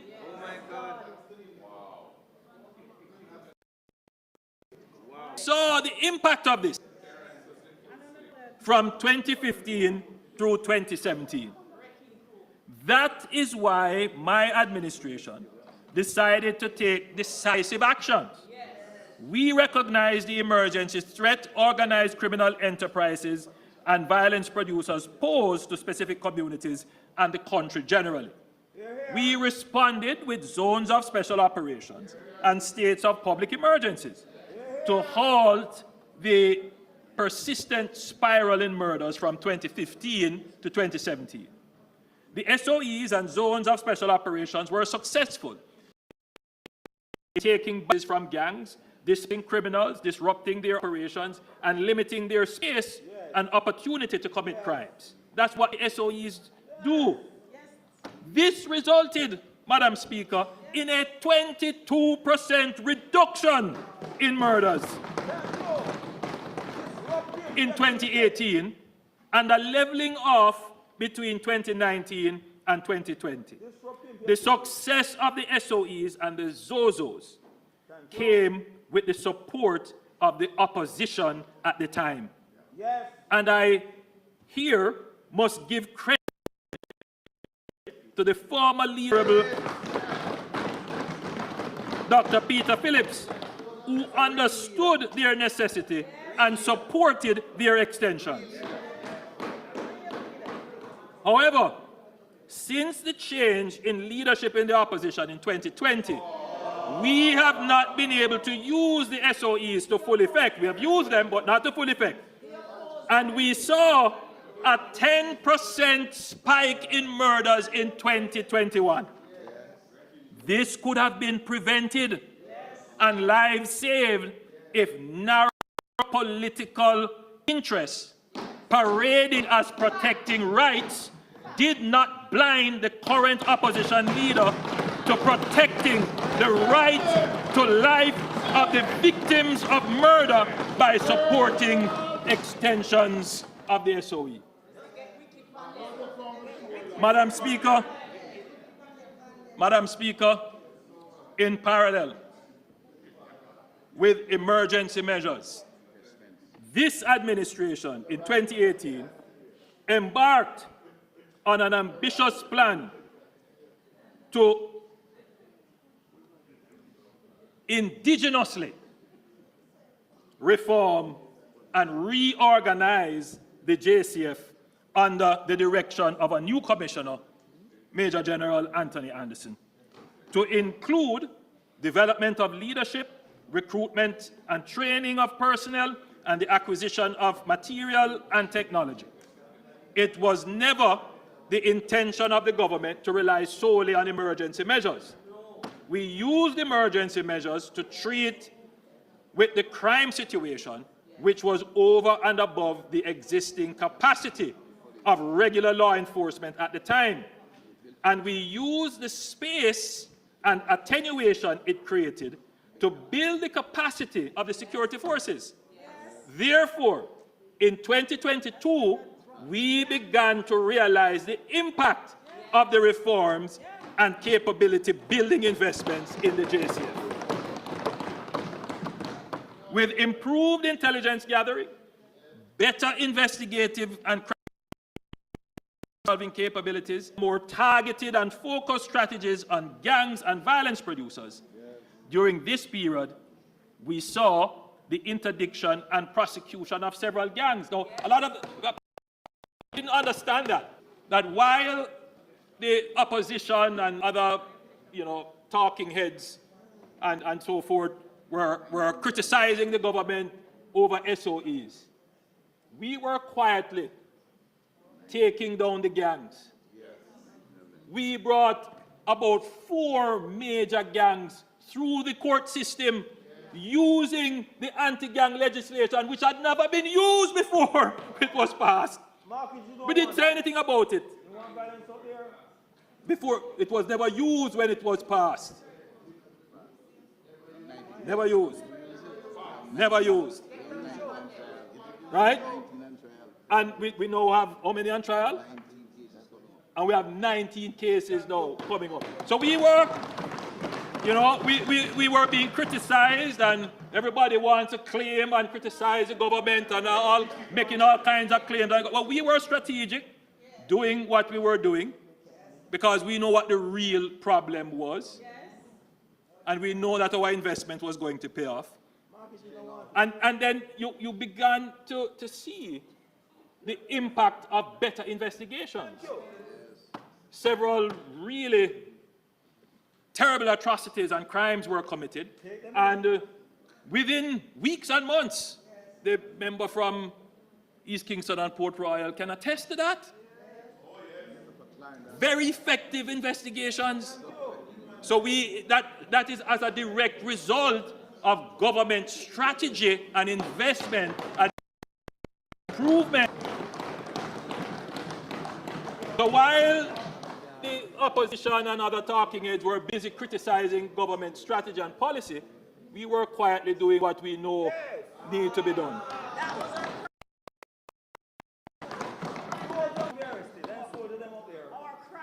So, Madam Speaker, today we can say that year to date, murders are at their lowest level in 25 years.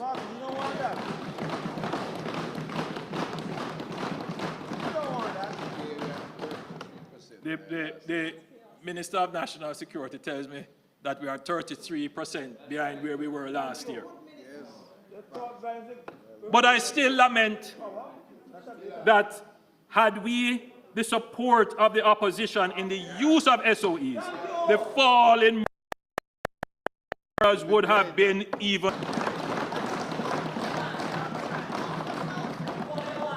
So let me be clear. The PNP, under this leader of the opposition, can take no credit for the reduction in murders. They have done everything possible to obstruct the government.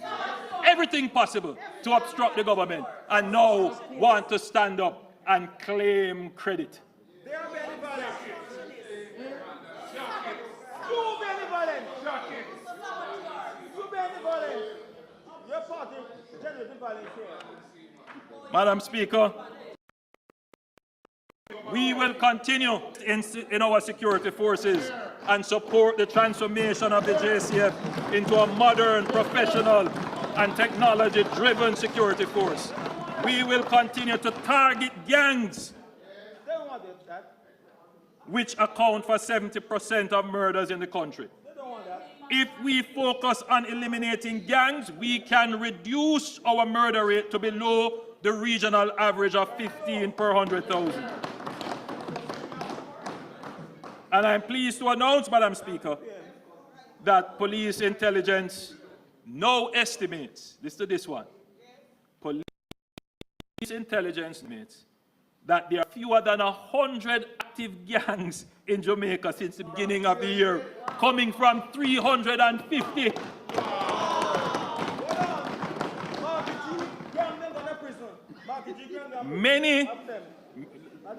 Many have been dismantled or have gone dormant. They are laying low because they know they are being hunted relentlessly by the security forces. Madam Speaker, this administration takes national security seriously. And through the National Security Council, something that we have instituted in a consistent way, we have been able to coordinate, enhance, and strengthen the work and collaborative efforts of various security forces to yield greater synergies from our security forces.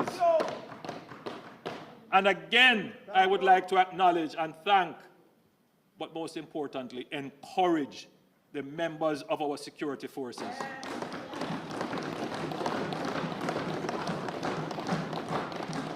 Through their respective heads, the Chief of Defense Staff of Antoinette Weems Gorman, CD, Commissioner of Police Dr. Kevin Blake, CD, Director General of MOCA, Colonel Desmond Edwards, and Commissioner of Customs Dr. Velma Ricketts Walker, CD.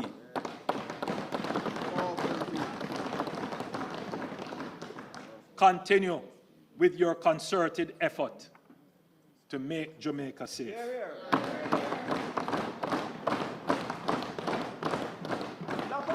Together, we will eliminate the gangs and bring peace to our country.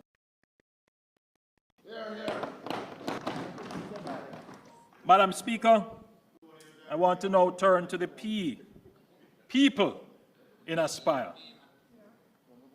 Jamaica's greatest asset is our people. That is why this government continues to invest in education, training, and job opportunities, ensuring that every Jamaican, regardless of background, has the chance to learn, earn, and thrive. Through programs like the LIFT program, that is Learning and Investment for Transformation, and the CARE program, Community Action for Rewarding Engagement, we are directly support journey to skill development and employment. The second cohort of the LIFT is underway, providing education, mentorship, and work experience for youth who need a start. Also, over 1,250 unattached youth across all 63 communities are now enrolled in training under CARE, receiving stipends and transport support to remove financial barriers. Madam Speaker, these programs transform lives. A school leaver from an inner city community or a rural parish can now access training and have a real pathway to a career. Heart touches the lives of everyday people every day. You know, Madam Speaker, I was in Brownstown recently.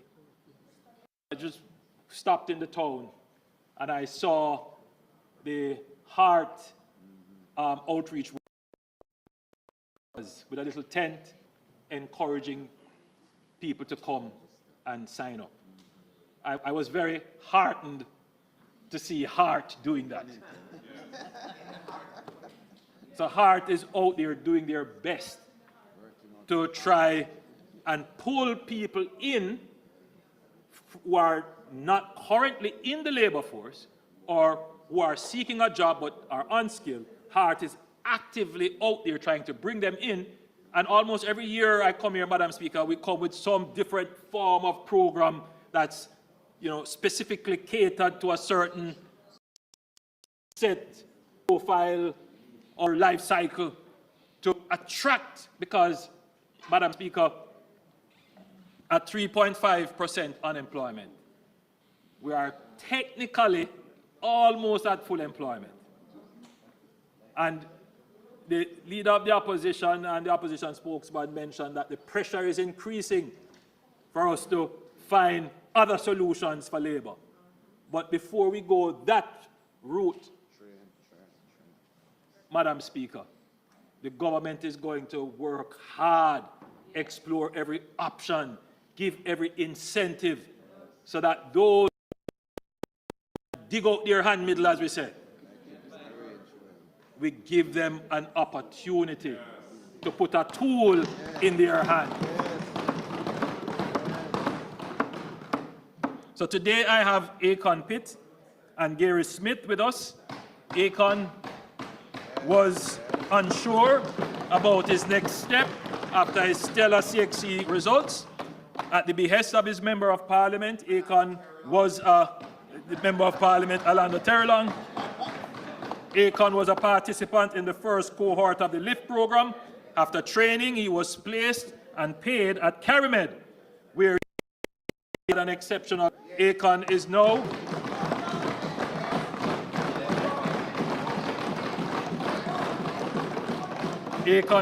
at the Jamaica Cooperative Insurance Agency.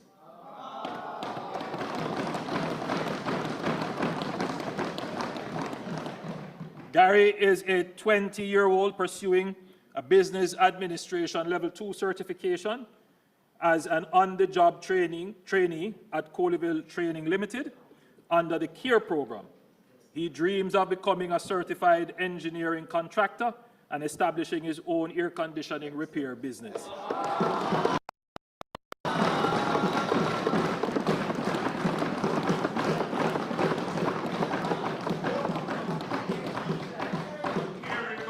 Gary is now closer to realizing his dream. These are both young men that the government has empowered through the Heart Trust NSTA. Akon and Gary are from the community of Gregory Park in Minister Terrelong's constituency in the soon-to-be parish of Portmore.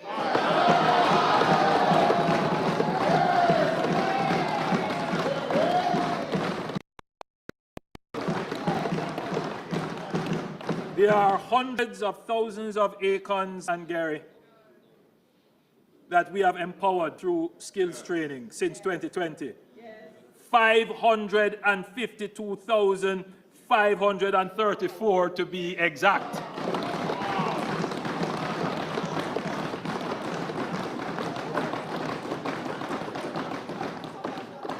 And this is primarily, look, since the elimination of fees, over 150,000 persons have signed up for the various vocational programs at Heart. Now, let's be clear, Heart is not a perfect institution, but it is a hard-working institution.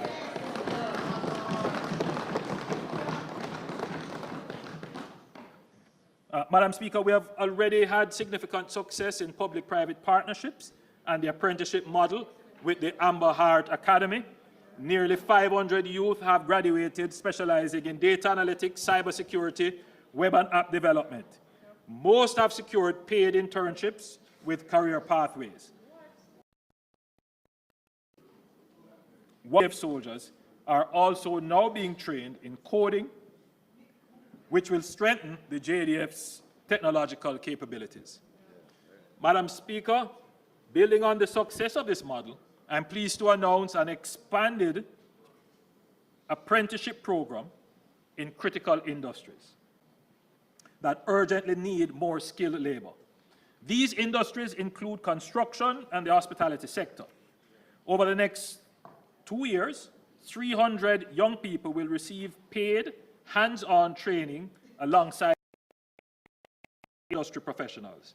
Will earn a weekly stipend of $13,500 to $16,500 with a 10% set aside as compulsory savings.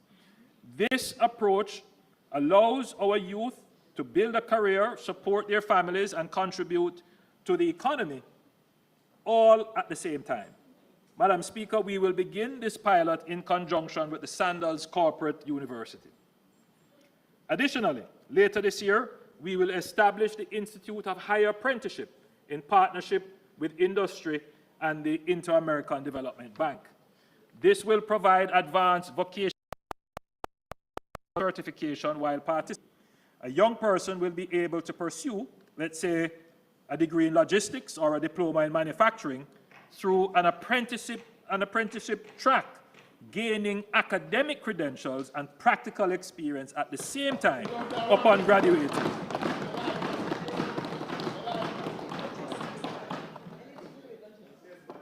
Upon graduating, they will be ready to take on higher paying jobs and be certified.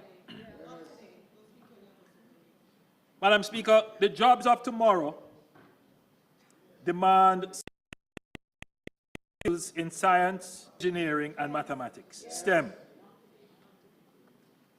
To prepare our students, HART is investing $400 million to establish state-of-the-art, HART, I'm going to say STEM labs, but I'm going to change it, Madam Speaker, because in our culture, the creative industry is a strategic industry for us, and it is part of our strategy for diversification. So we are the only government to take up $1 billion and place it at the disposal of the film industry. Let's be clear. Let's be clear. That is the largest budgetary allocation to the creative sector ever.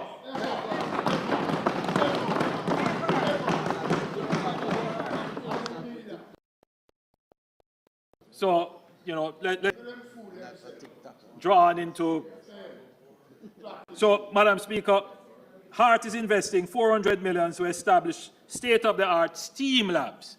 So this will also include not just things for mechatronics and engineering and so forth, but also computers for creative designs, for managing sound stages and so forth. So within those labs, there will be a place for persons who would want to pursue the technical elements of the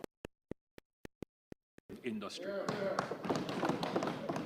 So these labs, as I said before, will feature robotic kits, virtual welding simulators, drone technology, hydroponics, and 3D printers, ensuring that our children from all backgrounds can access world-class technical education. To further support STEM talent, we are launching the Boost Building Opportunities for Outstanding STEM Students program. Beginning in April 2025, HART graduates in Level 4 STEM-related courses will be eligible for a grant of up to $300,000 to purchase specialized tools to start their business.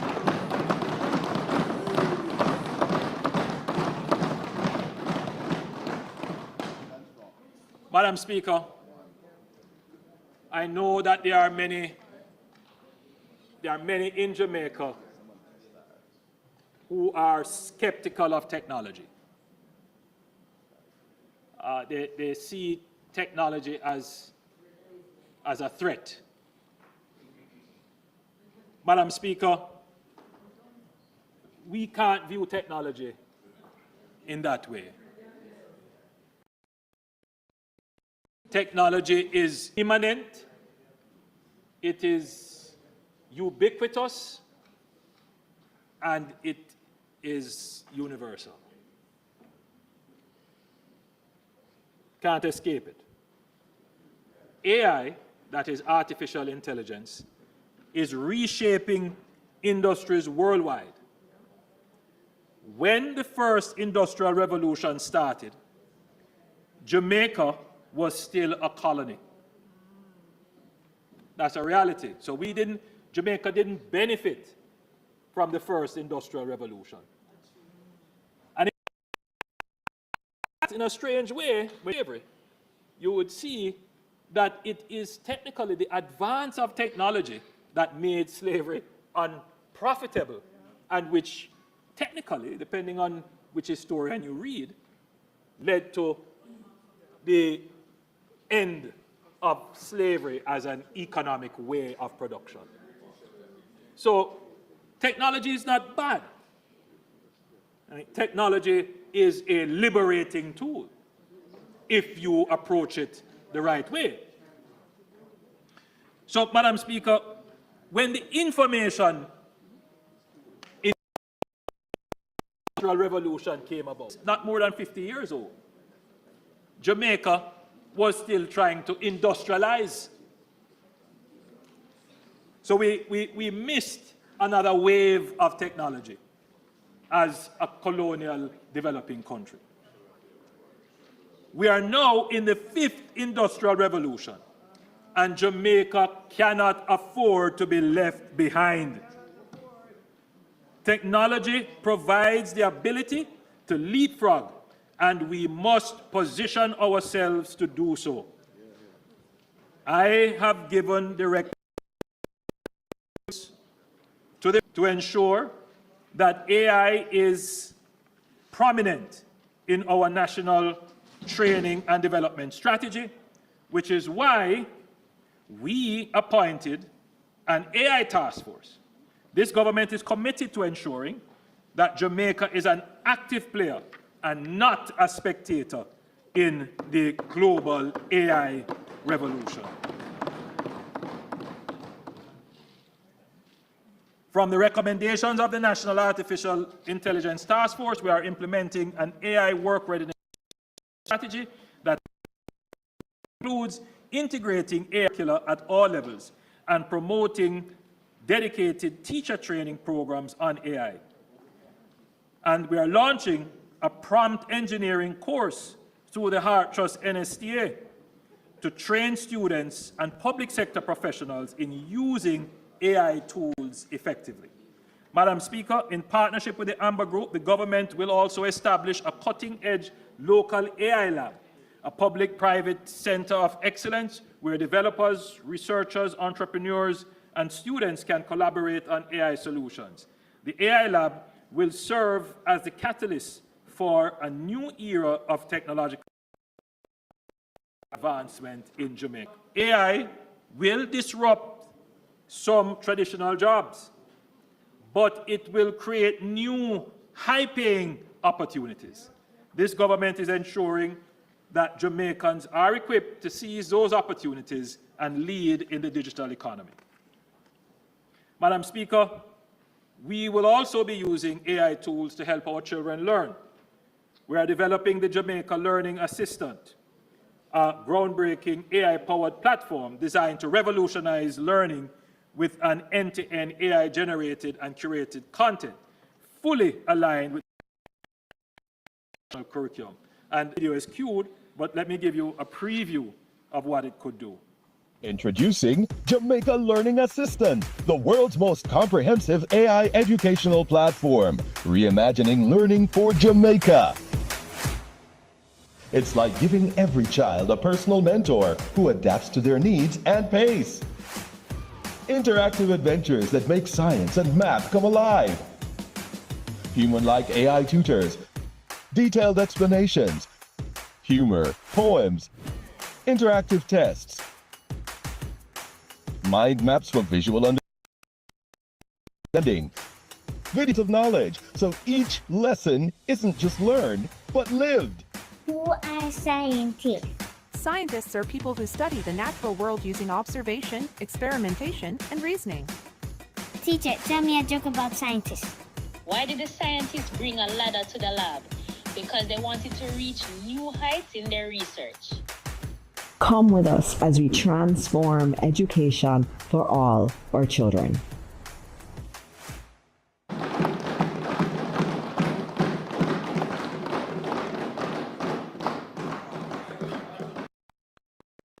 Madam, are determined not to be left behind in this revolution.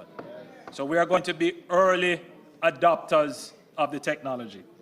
And I encourage all parents, if you haven't yet done so, download one of the artificial intelligence apps. Play around with it. Ask it questions. You will be surprised how well structured, coordinated, and in-depth the answers you receive are. You would be surprised how you can train these AI bots to do specific tasks. So I would encourage all Jamaicans not to fear AI, but to develop an inquisitive mind about it. Let us not become spectators while another wave of technological development is going on. Let us ride that wave.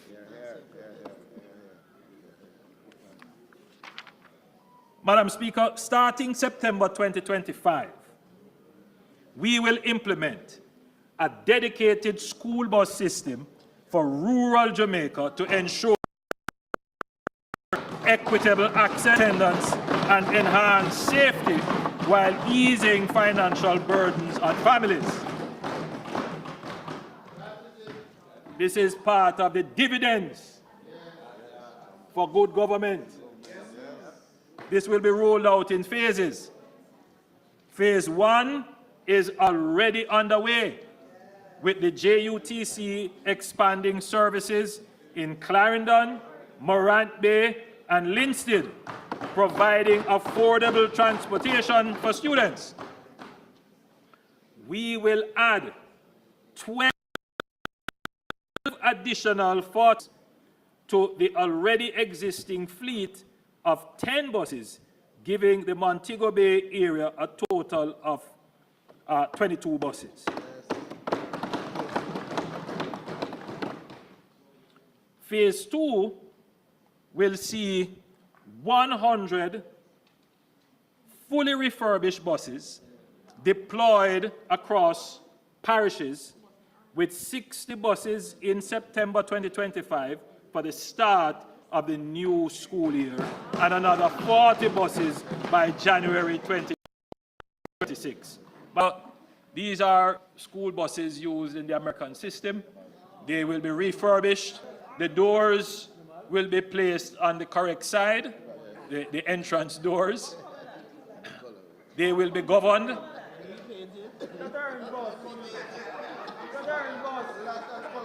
Look here.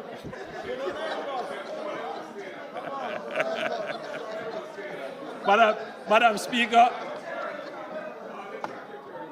Speaker, the buses will be refurbished. Just repeat, the doors will be outside for safety. And I think most importantly, the speed on these buses will be governed. So they won't be able to drive above a certain set speed to ensure safety of the children. On some of the buses, where there is connectivity, we will place cameras, and the collection of fares will be digital. Now, these are refurbished. They're going to be refurbished. So they will be refurbished with those. So, it is not at all going to be entertain disturbance to the budget debate. Do not answer any member questioning you in this House. Please continue with the debate, Prime Minister. Thank you, Madam Speaker.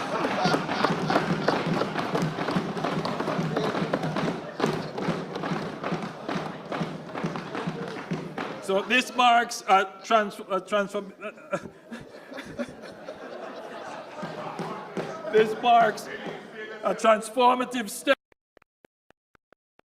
in making school safer, more reliable, and more affordable for Jamaican students. Others talk about it, but we do it.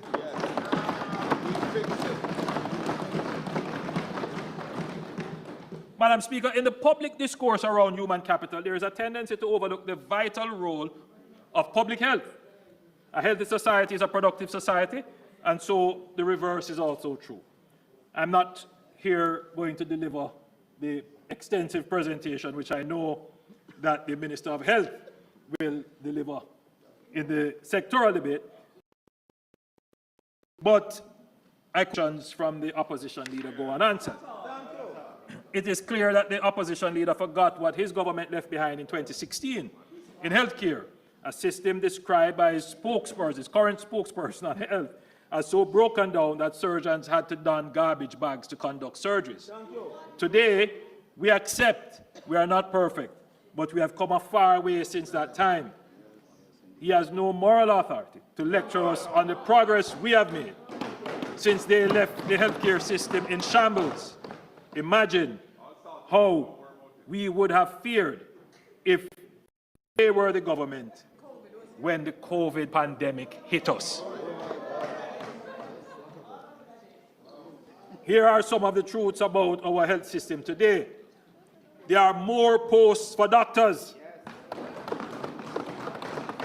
There are more posts for nurses, more hospital beds, and there are more hospital beds to come. There are more operating theaters, and more theaters will be built.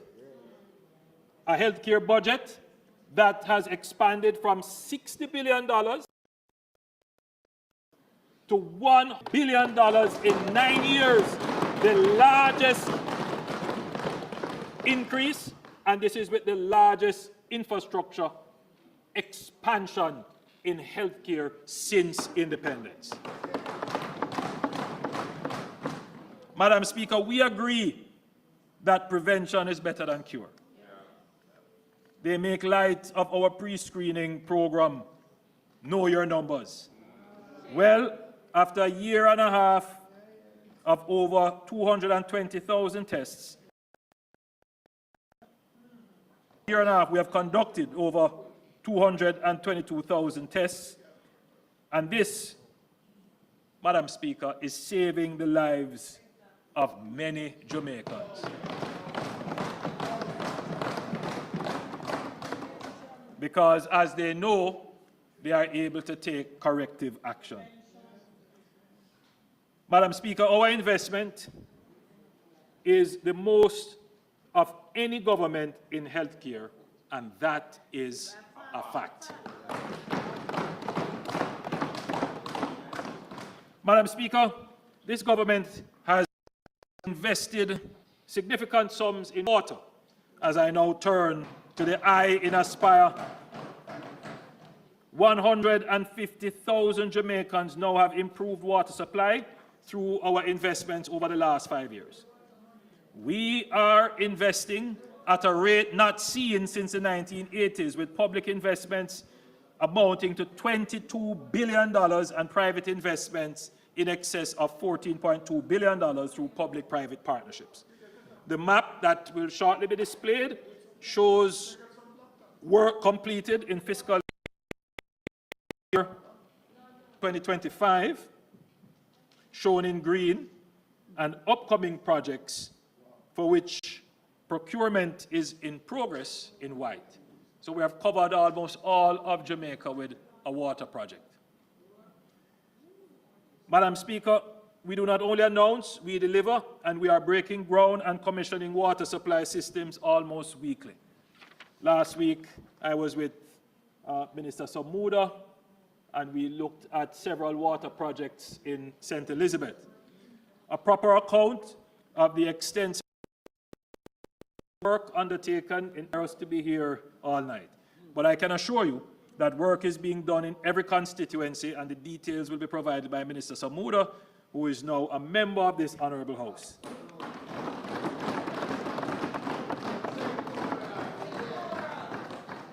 Minister Samuda will also give an update on the environment and climate change. However, I would like to make mention of a few areas underwater. Very important one, the Western Parishes water supply.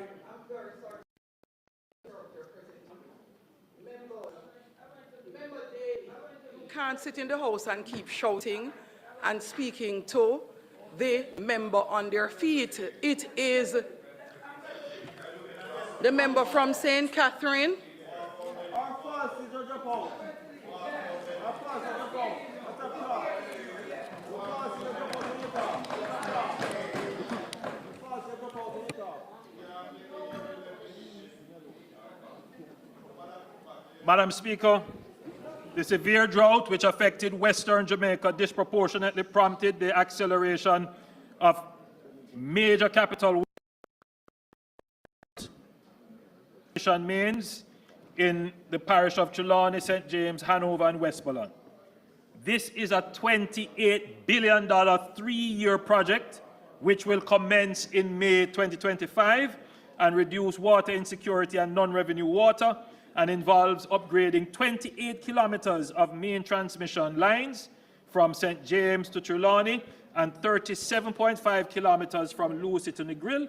On completion, it will benefit over 250,000 residents and business customers and catalyze development in the key tourism sector.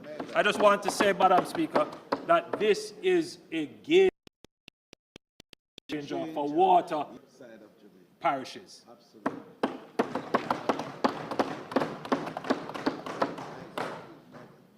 Madam Speaker, 6 major projects funded by the Caribbean Development Bank are being undertaken by the Rural Water Supply Limited, which will significantly improve access and transform the lives of more than 38,000 Jamaicans in rural areas of Southeast, Western St. Mary's, Southern Trelawney, Northeast St. Elizabeth, Eastern St. Thomas, and Northwest St. Anne. Currently, the Rural Water Supply Limited and the CDB are finalizing the necessary documentation for with the advertisement expected to be published in March 2025. Yeah. Madam Speaker, I've spoken extensively about the Greater Mandeville Water Supply Project, a $2.7 billion project, which is spread over 5 years. We are midway the 5 years. And this project will reduce non-revenue water to below 50%, increase service reliability and quality, given that we are now building out new houses, new housing schemes in Mandeville and other areas. Madam Speaker, the Ray Cobre water, something that we have been talking about from 2009, has been discussed. We have been discussing this for years. I'm pleased to report that it is now finally in the construction phase. Construction has started. And we are targeting completion by the end of 2026. Others talk about it, we deliver it.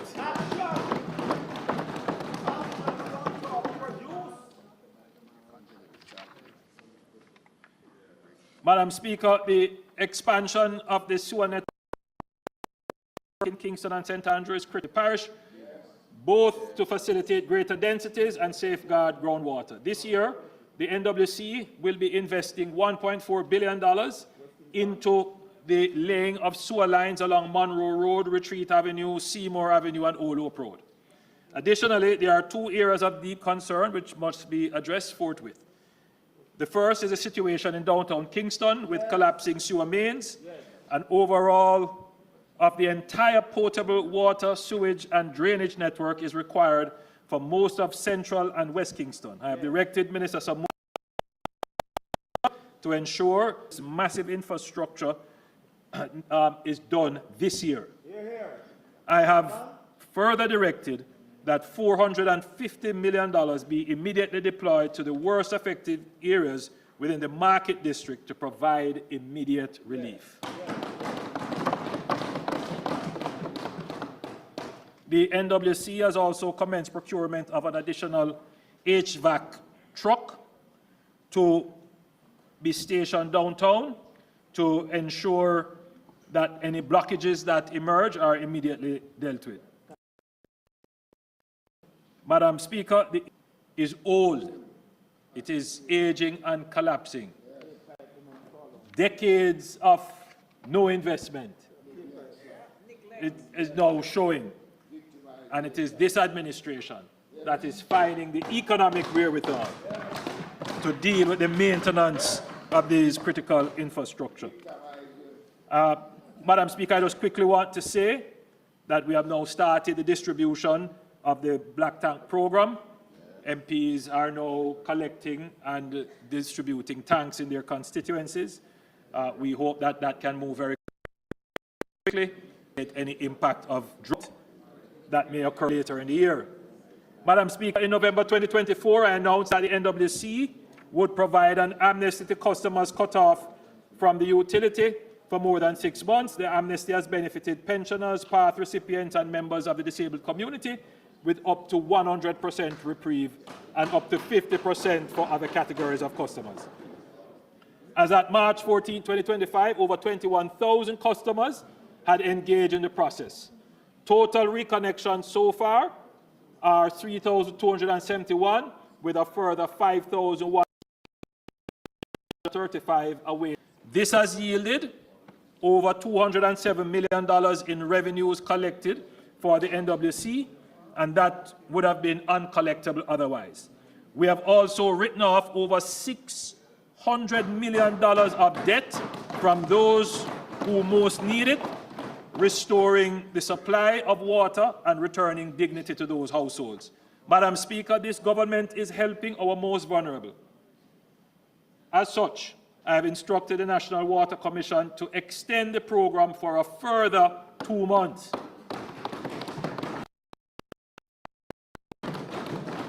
Speaker, we do this because we care about the people.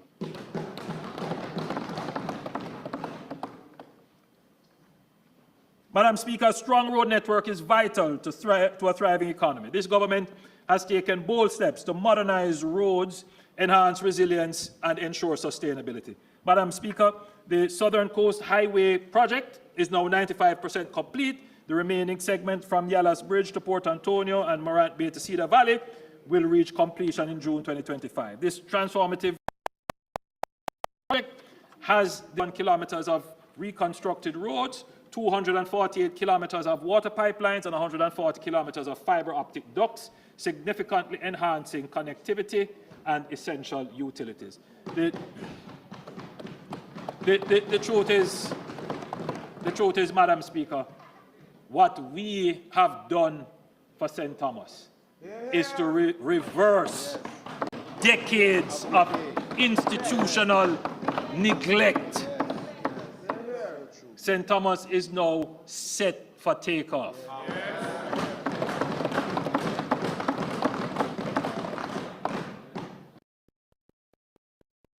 The launch of the 40 marked another pivotal achievement of our road and water supply infrastructure. For the first time, all constituencies had an opportunity to provide an input, and as I had committed, construction work began before the end of 2024, with the rehabilitation of Everest Drive in Harborview.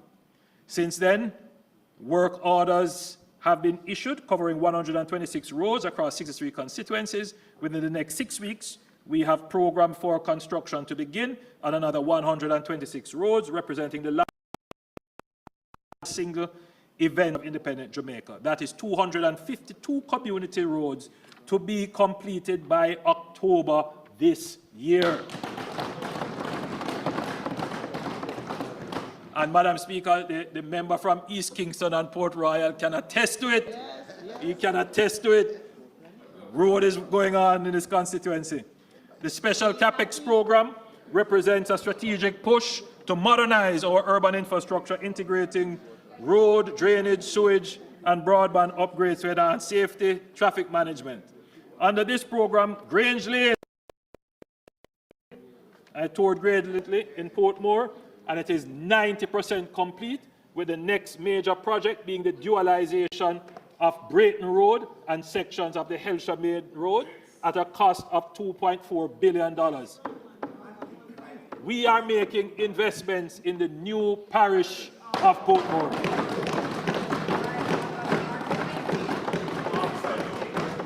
Other projects include the Arthurwint Drive extension, and we have expanded the original scope to include the stretch from Arthurwint Drive to Tom Redcombe and Camp Road, incorporating sewage additional water infrastructure, residents, businesses, and future developments.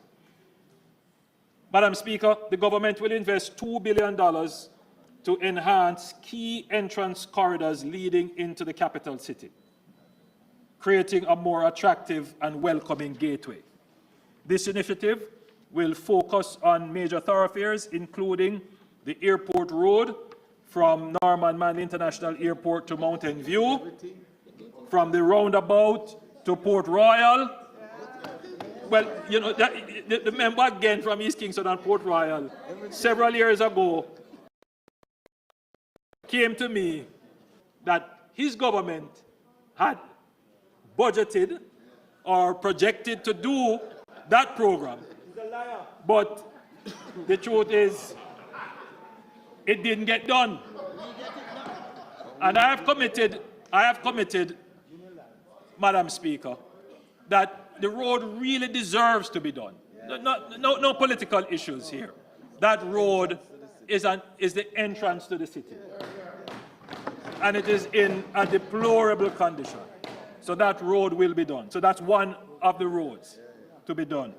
We will be doing as well 6 miles to Dunrobin Avenue and 6 miles to the Portia Simpson Miller Square through to downtown via Spanish Town Road.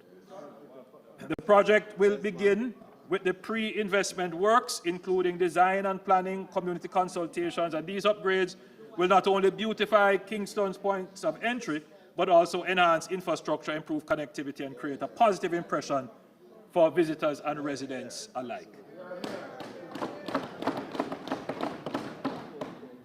I want to give a quick update and just to keep our citizens who are looking out for their bypasses. So we have the bypass road projects that's still ongoing.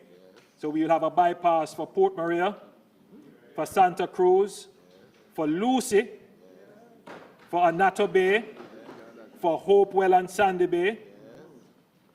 And the Port Antonio bypass is set to begin in the fiscal year coming, following the completion of. We are going to start the Port Antonio bypass.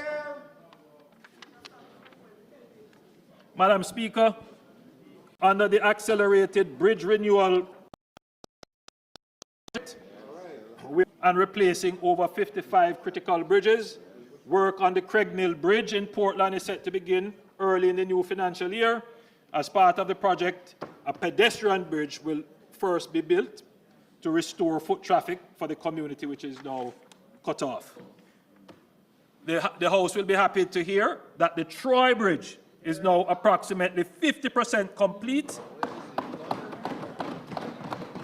Other key projects including Spring Village Bridge in St. Catherine and Alley Bridge in Clarendon.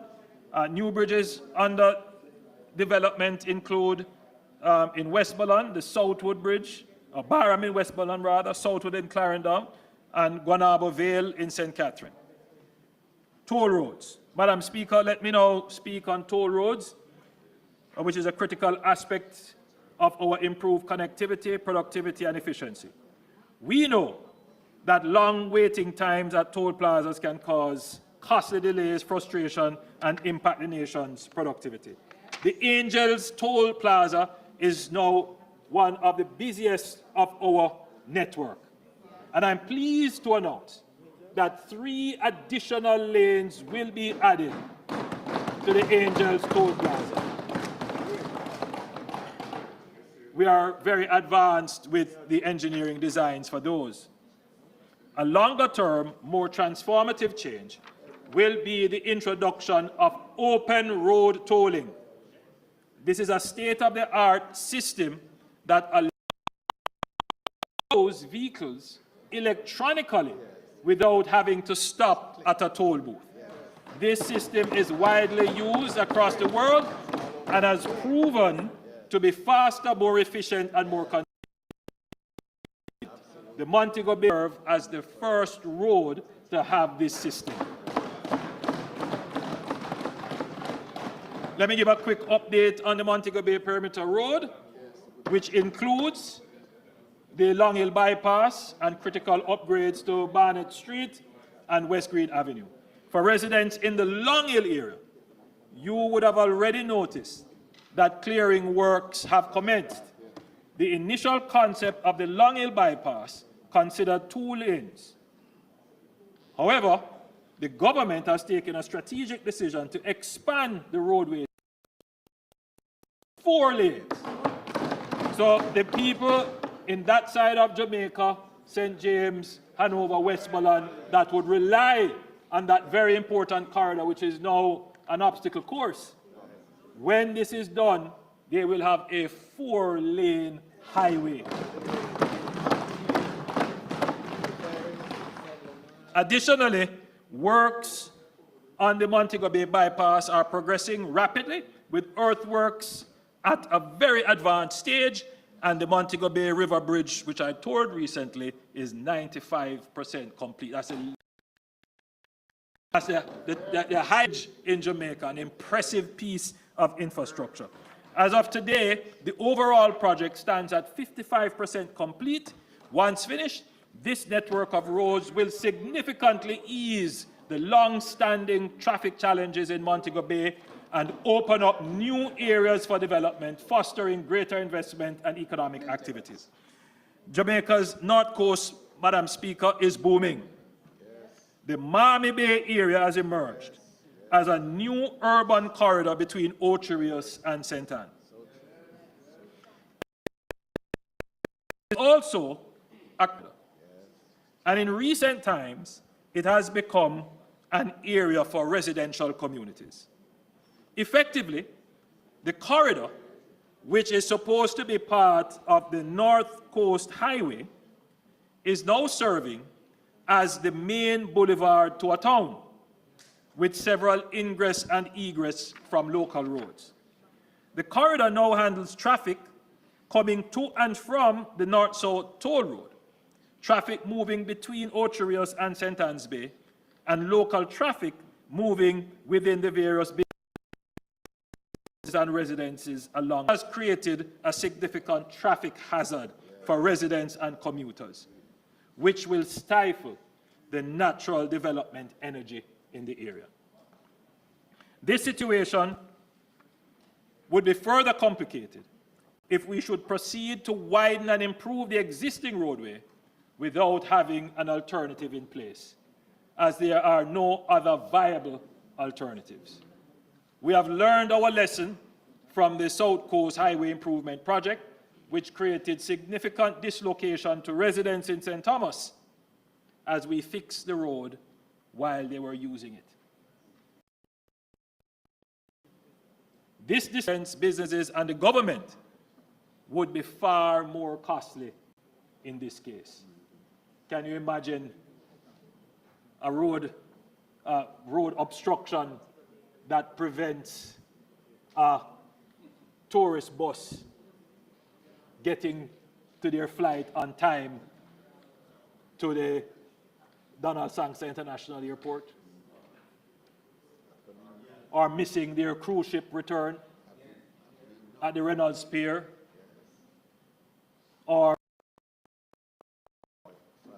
person their homes because of some obstruction in that one little road? And can you imagine an obstruction on just that one road, how it would impact the entire north-south traffic? So, while we are currently engaged in the North-South Highway PPP project to design and build out the upgrades, particularly the Miami Bay section of the road, the government has decided also to pursue the extension of the North-South Toll Road, which will begin interchange at Miami Bay, extending westward to Discovery Bay, that's phase 1A, and eastward to Prospect in St. Mary, phase 1B. So this, Madam Speaker, is a major infrastructure development that will allow you to go around Ocho Rios and to go around the Miami Bay area and Prairie. And that, Madam Speaker, will in natural urbanization energy which exists in that corridor. Now you're going to see the expansion of businesses along that corridor, the expansion of houses in the Draxall area, but it also takes off the congestion out of Ocho Rios so that Ocho Rios can truly develop as a tourism town.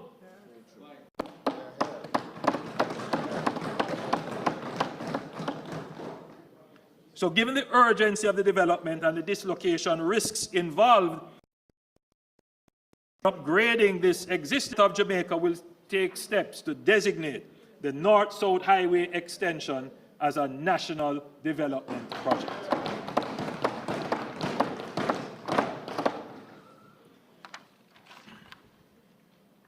Madam Speaker, for decades, road maintenance in Jamaica has suffered from issues of fragmented responsibility among the NWA local municipal corporations and the Ministry of Agriculture, as well as inadequate preventative maintenance. For years, multiple agencies have been responsible for different aspects of upkeep.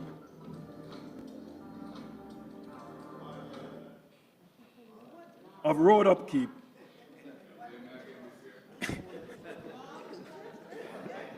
Leading to inefficiencies, gaps in accountability, and inconsistent standards. Additionally, a lack of structured preventative maintenance has resulted in roads deteriorating faster than they should, increasing the burden of costly emergency repairs.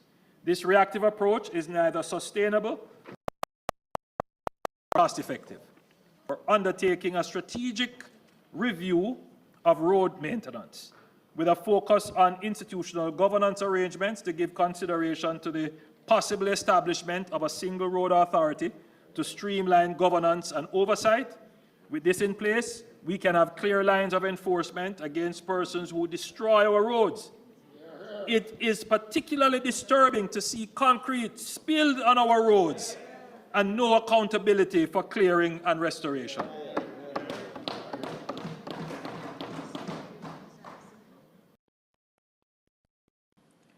I want to thank the UK Foreign Commonwealth and Development Office for providing technical assistance with the review, including information and approaches and models for road maintenance that have been successful in other countries. We are also integrating geospatial technologies and AI-driven solutions to improve planning and efficiency. We have significantly mapped and referenced over 90% of all roads in Jamaica.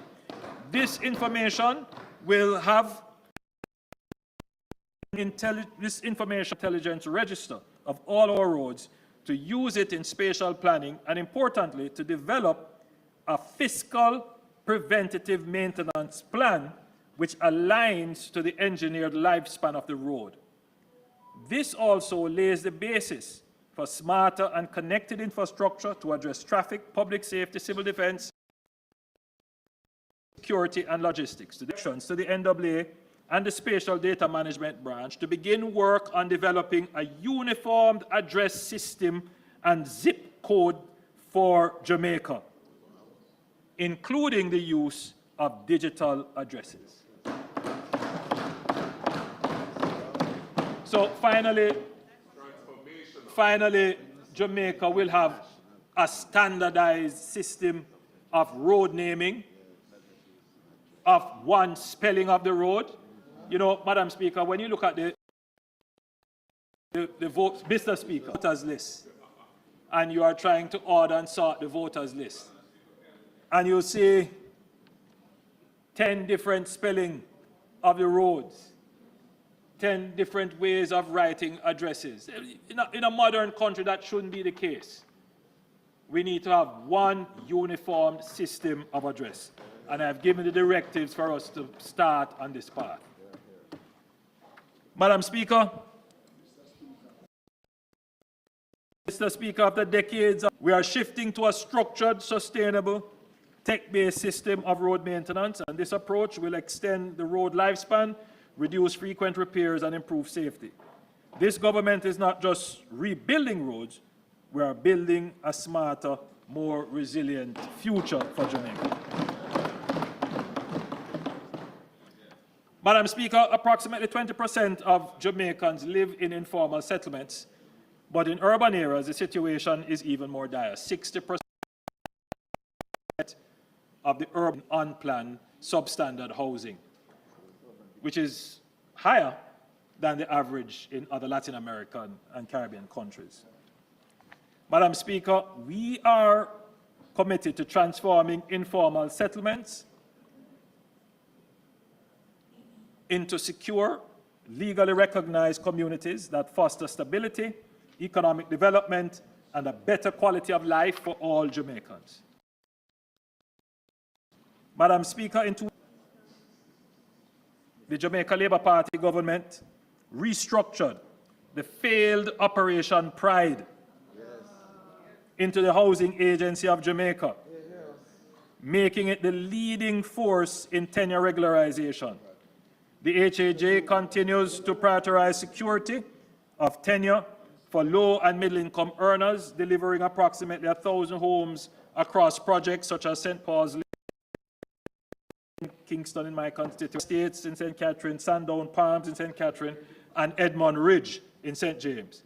Additionally, the HAJ has been tasked with the upgrading of 81 informal communities, with work set to begin in Eden Park, St. Mary.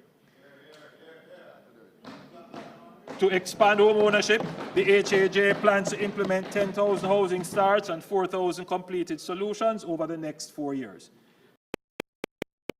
HAJ in 5 small informal urban communities, that is communities 5 acres or less, to upgrade their housing and infrastructure, replicating the success of the St. Paul's Lane model. We have identified communities in Almond Town, Anato Bay, Parade Gardens, Long Acres in Montego Bay, and Russia in Savannah Mar as communities to benefit from this intervention. Penwood Road has a particular challenge, which I've asked the HAJ to investigate. There is the land is lower than the road, and so there's a flooding issue, and so they have to figure out how to solve that.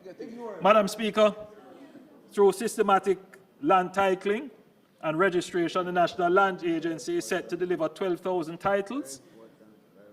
12,000 titles ending this year, and they are targeting an additional 8,000 additional titles in 2025-2026. The NLA, Mr. Speaker, is well advanced in deploying a system of electronic titles. So this will transform the whole issuing of titles and the speed of issuing of titles in Jamaica. In fact, they are expecting to start by 2027-2028.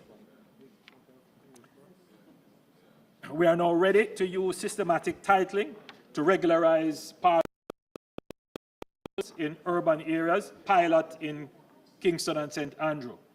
And to support this expansion, we are increasing the number of commissioned land surveyors through an apprenticeship program at the NLA, with plans to train 33 student surveyors and equip them with modern surveying instruments.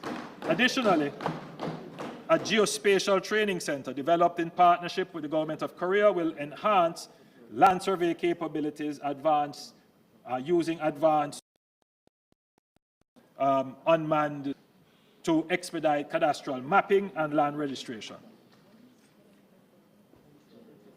Mr. Speaker, a substantial number of communities across Jamaica have shared facilities, which necessitate shared management of expenses. There is an increasing effective demand for these types of developments as Jamaica has steadily moved towards a stable and prosperous economy. As experience has shown with strata properties, these communities are plagued by numerous challenges that can only be adequately addressed by new legislation. The government has heeded the numerous cries for help, and Madam Speaker, as promised in my 2024 budget presentation, the long-awaited registration shared community bill was tabled in the House of Parliament on March 18, 2025. Commitment made, commitment kept.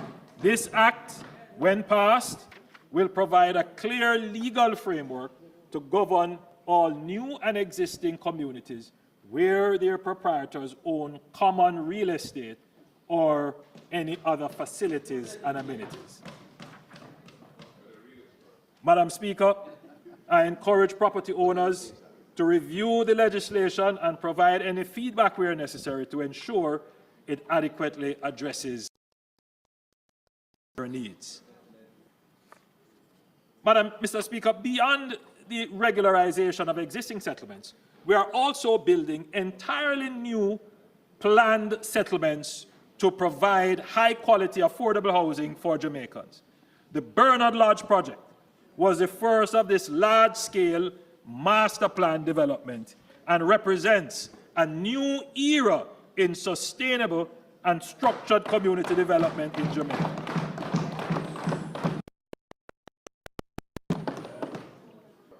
Madam Speaker, Mr. Speaker, I toured the Bernard Lodge project recently, and it looked as if it could have been anywhere in Miami.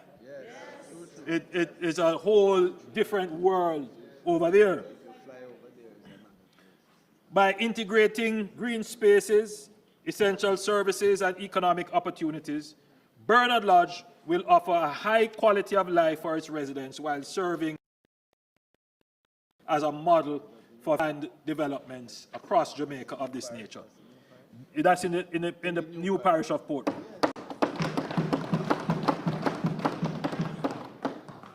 So, Madam Speaker, already to date, 6,000 units have been completed or are under construction. And they are moving at a rapid pace. When it is all finished, there will be about 15,000 homes. It will be the most modern. And we have the pleasure of being the founders of that community. Madam Speaker, the next planned development of this kind will be in Innswood. I have given directives to the NHT to lead a multi-agency team to undertake the master planning for lands at Innswood, in addition to lands along the St. John's Road corridor. And let me say, Madam Speaker, the St. John's Road corridor is another corridor of significant traffic congestion, particularly on a weekend, because there are two large cemeteries in that area, but there are also large communities in that area. It's called Naysbury Grove, a community that was founded under the Operation Pride scheme, where the people were given lands. You know, it is really sad when you go there. There is no infrastructure. There is no real titling, no roads. The people have just been left there. If the objective of Pride was to give people unity, it failed miserably.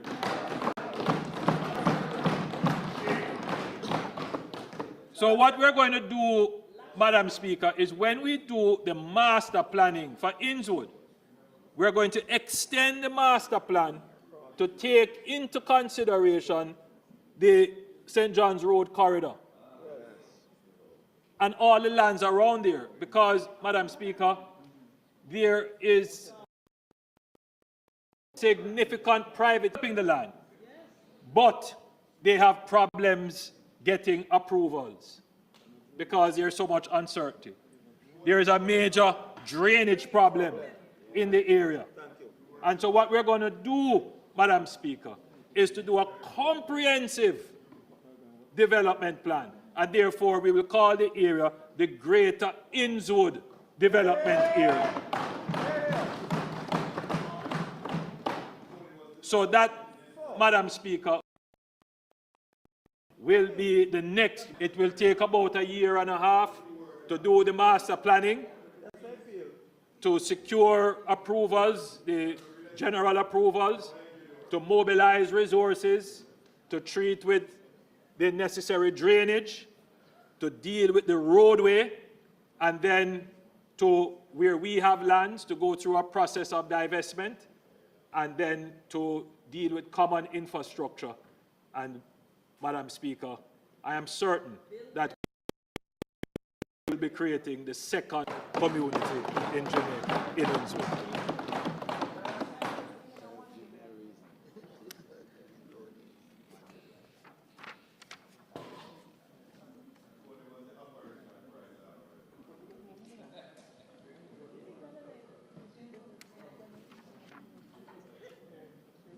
Madam Speaker, the NHT has 12 projects that we will be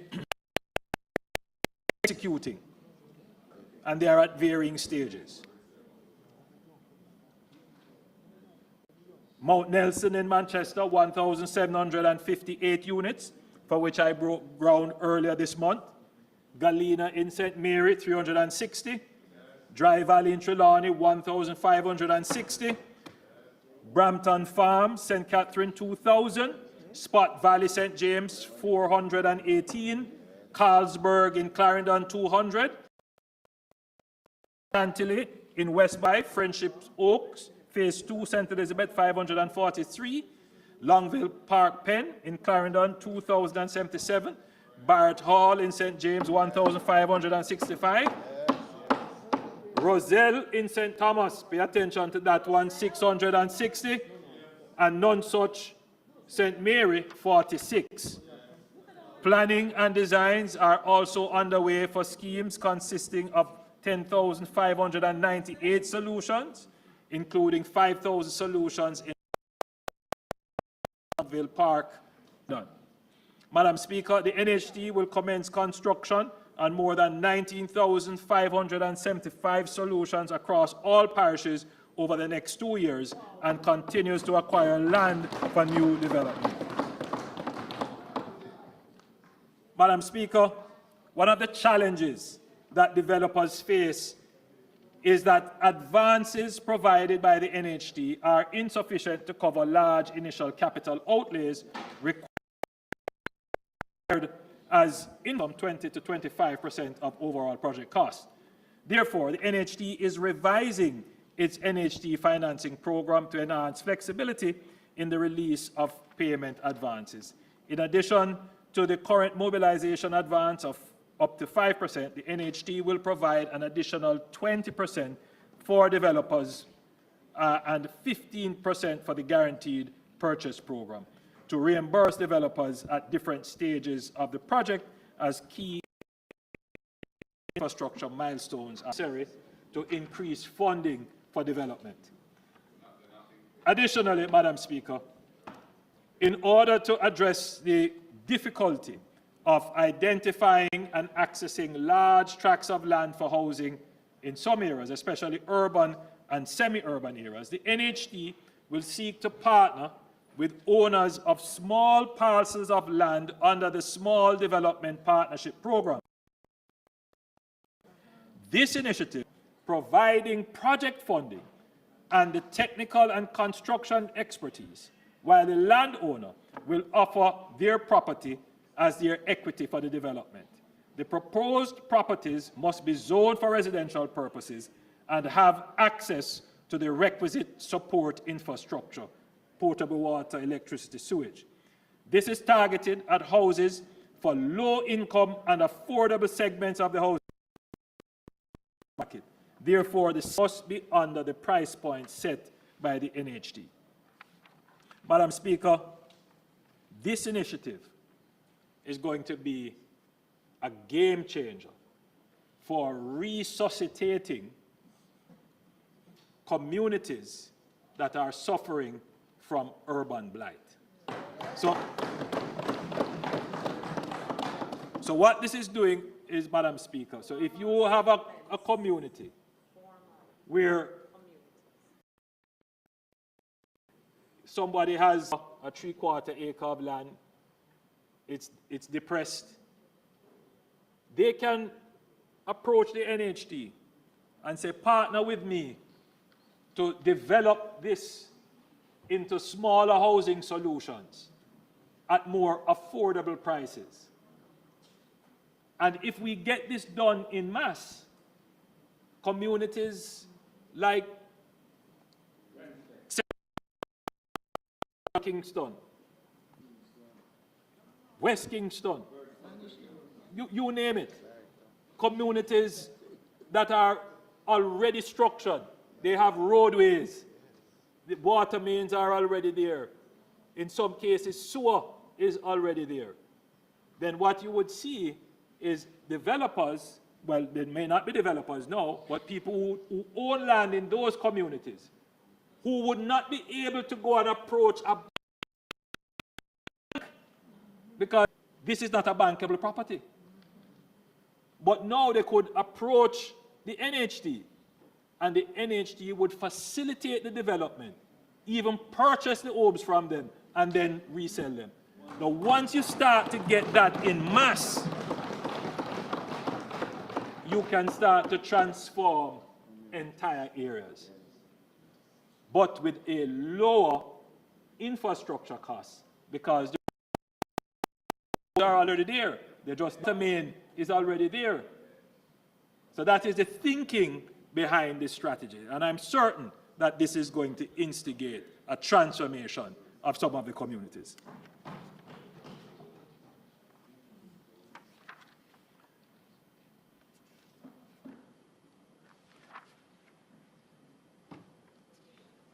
Madam Speaker,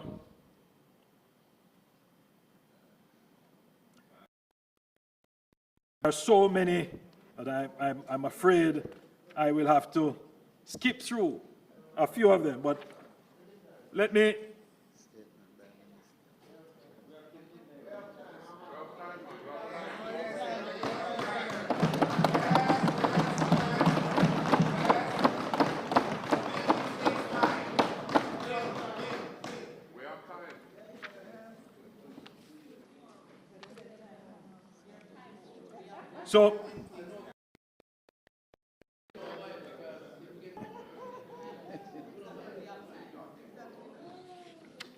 So currently,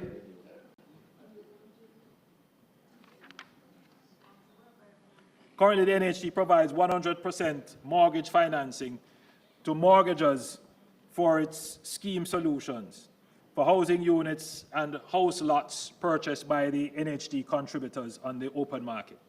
The NHD provides a maximum of 95% financing prospective mortgagors of 5%. The inability to find the deposit for property figures prominently among the impediments to homeowners. Therefore, commencing July 1, 2025, for contributors who earn less than $30,000 weekly, the deposit requirement on open market loans will be reduced to 2% if the housing solution being acquired is priced at dollars.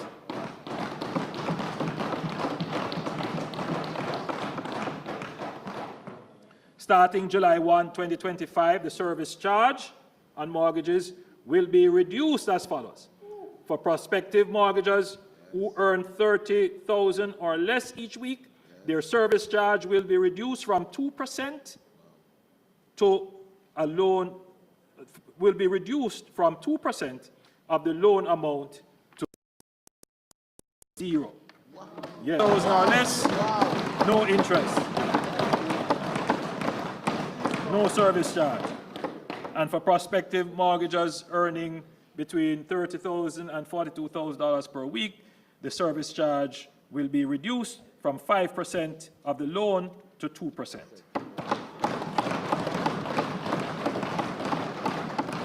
Prospective mortgagors earning $42,100 per week or $42,001 per week, their service charge remain at 5%. Madam Speaker, currently a minimum wage earner who has contributed to the NHD for at least 7 years may access a home grant of up to $3.5 million. We are modifying the eligibility requirement in order to make the grant available to more contributors. The maximum qualifying income for home grants will now be $30,000 per week.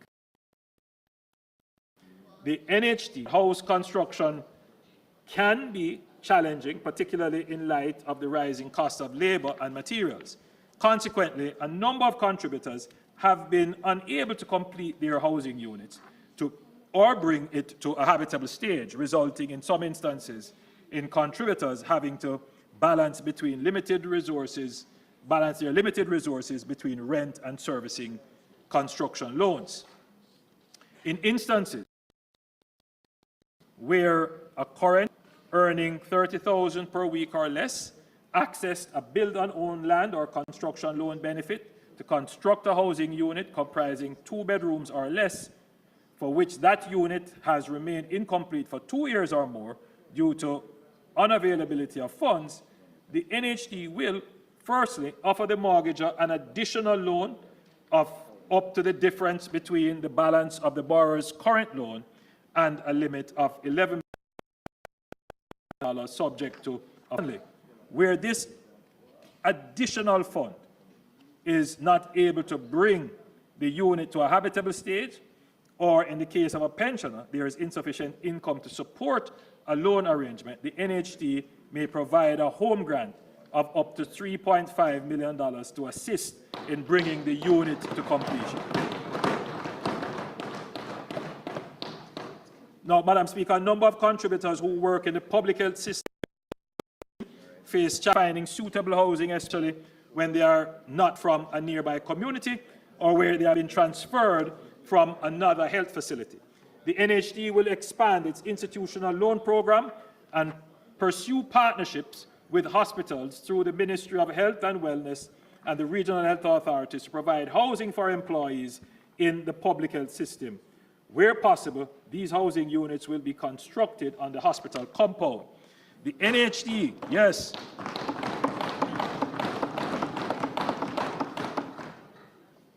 the NHD has begun preliminary discussions with the university and one rural hospital under this program. So we're going to see some houses, Minister Tufton, finally built for our doctors and nurses.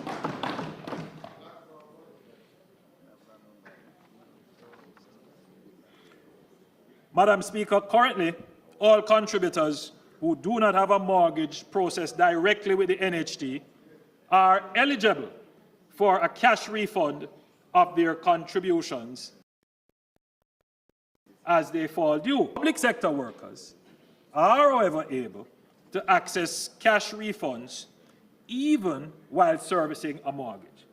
This option is not currently available to private sector mortgagors. Effective July 1, 2025, private sector mortgagors will have the option of either a cash refund or the application of their refund amounts to their existing mortgage obligations.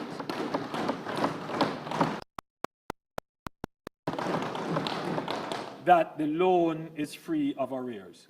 Madam Speaker, this will be assessed on a year-by-year basis based upon the NHD's cash flow position. But this is big. This is big. A lot of people, look forward to their refund. Now they will be able to, the private sector persons who have mortgages will have the same options as the public sector workers. Effective July 1, 2025, the NHD will reduce the waiting time for accessing home improvement loans from 10 years to 7 years. So, yeah.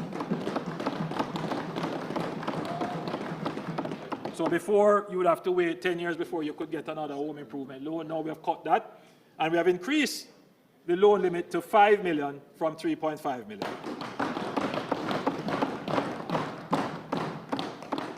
Madam Speaker, the NHD increased the loan limit in 2023, and I'm pleased to announce a further increase effective July 1, 2025. The individual loan limit will be increased from 7.5 million to $9 million.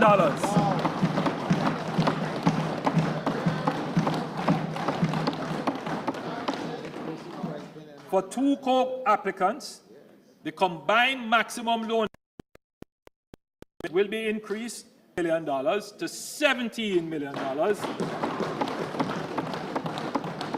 And for 3 co-applicants, it will be increased from $21 million to $23 million. Madam Speaker, if an individual mortgager is purchasing a unit at 14 million or less, the NHD will lend that up to $12 million, subject to availability.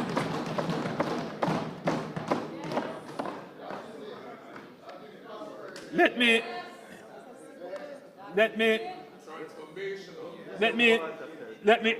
me explain that a little bit. Each time we increase, we notice, Madam Speaker, that each time we increase the loan limit, we notice an increase in the price of houses. It is the most frustrating thing.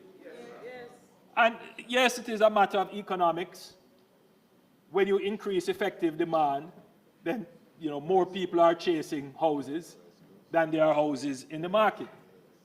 The competitive system is going to increase the price. So what we have done is to give a greater loan limit for houses that are going to be at what we call affordable price point. And the affordable price point for the NHD is $14 million. In fact, Madam Speaker, we have given a policy directive to the NHD that all their resources should be directed to houses that are around this price point.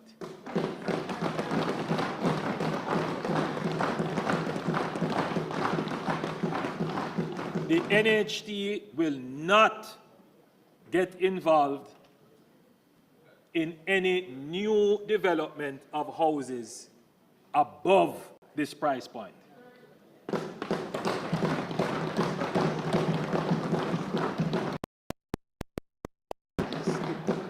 So, very important, Madam Speaker. Now, you won't always get the houses at exactly 14 million, but you have to be within that target range. Because the truth is, Madam Speaker, that the real housing crisis is in the low income and affordable housing market. And that's where we have to direct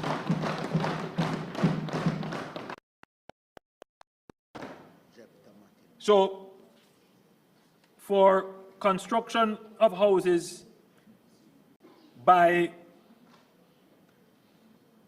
just to be clear, Madam Speaker, if an individual mortgager is purchasing a unit priced at 14 million or less, the NHD will lend that individual up to $12 million. Now, also for construction of houses by individual contributors, construction loan limit will be increased to $11 million. For 2 co-applicants, it will be $17 million, and for 3, $23 million. Madam Speaker, in 2025-2026 fiscal year, the National Housing Trust will celebrate 50 years of service to the people of Jamaica. recognizing the profound impact of Emancipation Park and Harmony Park in providing a space for recreation, wellness, and community engagement, the NHT will commemorate its 50-year milestone by developing a new park in Mandeville, the center of the island.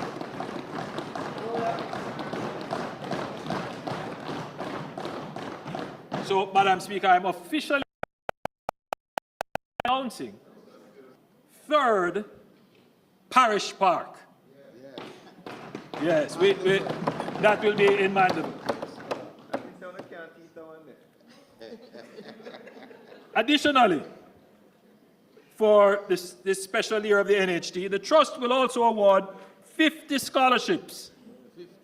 50 scholarships instead of the 10 that we usually offer. We'll give 50 scholarships this year in various subjects.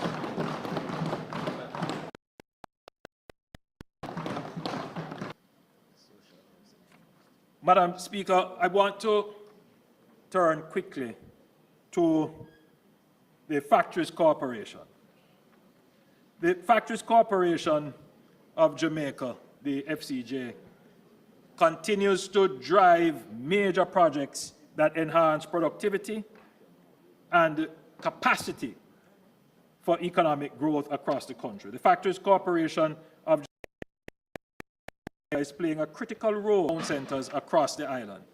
The Morant Bay Urban Center faced great skepticism from some, but now it is nearing completion. And I passed here, and it is looking really good, Madam Speaker. In fact, the demand for space there is such that they are going to be constructing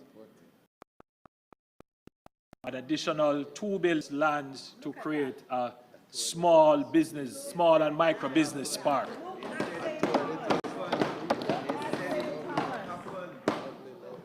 Building on the success of Morant Bay, Boundbrook in Portland is out of the planning phase and will commence construction in the coming financial year. Plans are advanced for similar urban centers for Negril, Nago Head, Whole Harbour, and Lucy.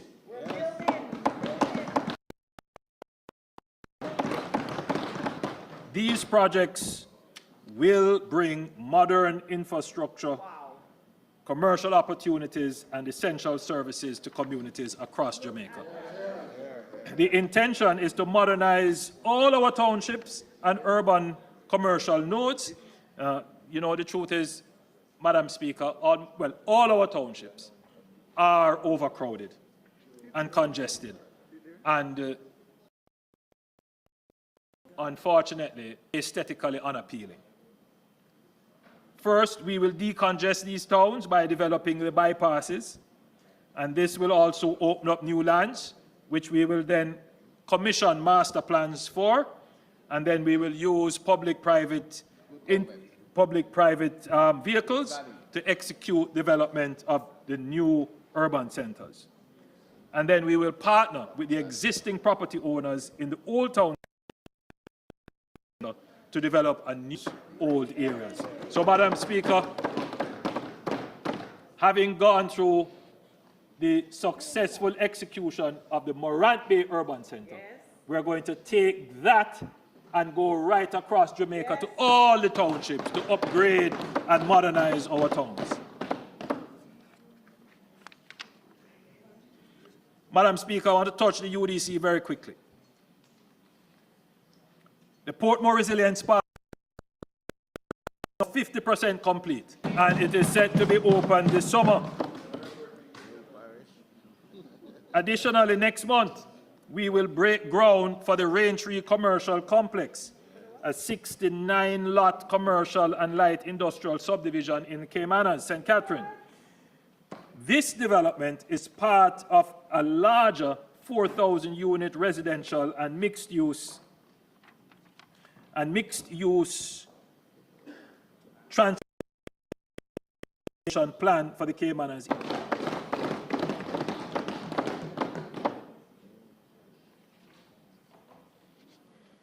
In another significant move towards urban renewal, we are expanding the Kingston Harbour Walk with support from the Caribbean Development Bank and the World Bank, ushering a new era of sustainable development in downtown Kingston and Port Royal. Madam Speaker, in collaboration with the NWA and the National Heritage Trust, the roadway from the Norman Manley roundabout to Port Royal will be improved, and I noted that before under the NWA, will be improved and expanded to include a dedicated cycling lane and jogging trail. This will be done respectfully of the environment and history of the area. Madam Speaker, Kingston and the wider Jamaica needed purpose-built recreational infrastructure.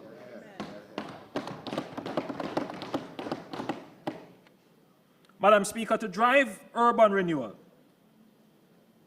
we must modernize the Urban Renewal Tax Relief Act, which since 1995 has incentivized investments in regenerating blighted areas. While it has supported 56 projects, mostly in downtown Kingston and Montego Bay, its impact has been limited. Of the $25.8 billion in approved incentives, only $8.5 billion has been utilized. The program is set to expire in June 2026, presenting an opportunity for a more comprehensive framework to be developed. By December 2025, we will introduce new legislation, redevelopment zones, streamlining approvals, and enhancing incentives. Madam Speaker, we will adopt a phased approach with certain areas being designated initially. As those are developed, additional areas will be designated. In the first phase, designated areas will include downtown Kingston, central Kingston, Vineyard Town, Swallowfield, Gardens, Spanish Town Road, Caymanas, Montego Bay, Port Antonio, Lucy, Negril, and Morant Bay. These areas will be formally reclassified as Urban Development Corporation designated areas, allowing the UDC to spearhead development as it successfully did in Negril and Ocherius many decades ago. So, Madam Speaker, additionally, the cumbersome approval process, which currently takes up to 3 years, will be replaced by a single approval portal under the UDC, drastically reducing delays and attractive. To further incentivize development, tax credits will become transferable. This means that the unused tax credit associated with a particular property can be transferred upon sale to the new owner, enabling greater flexibility in structuring transactions so that incentives can be fully utilized. With these reforms, the government is laying the foundation era of urban transformation.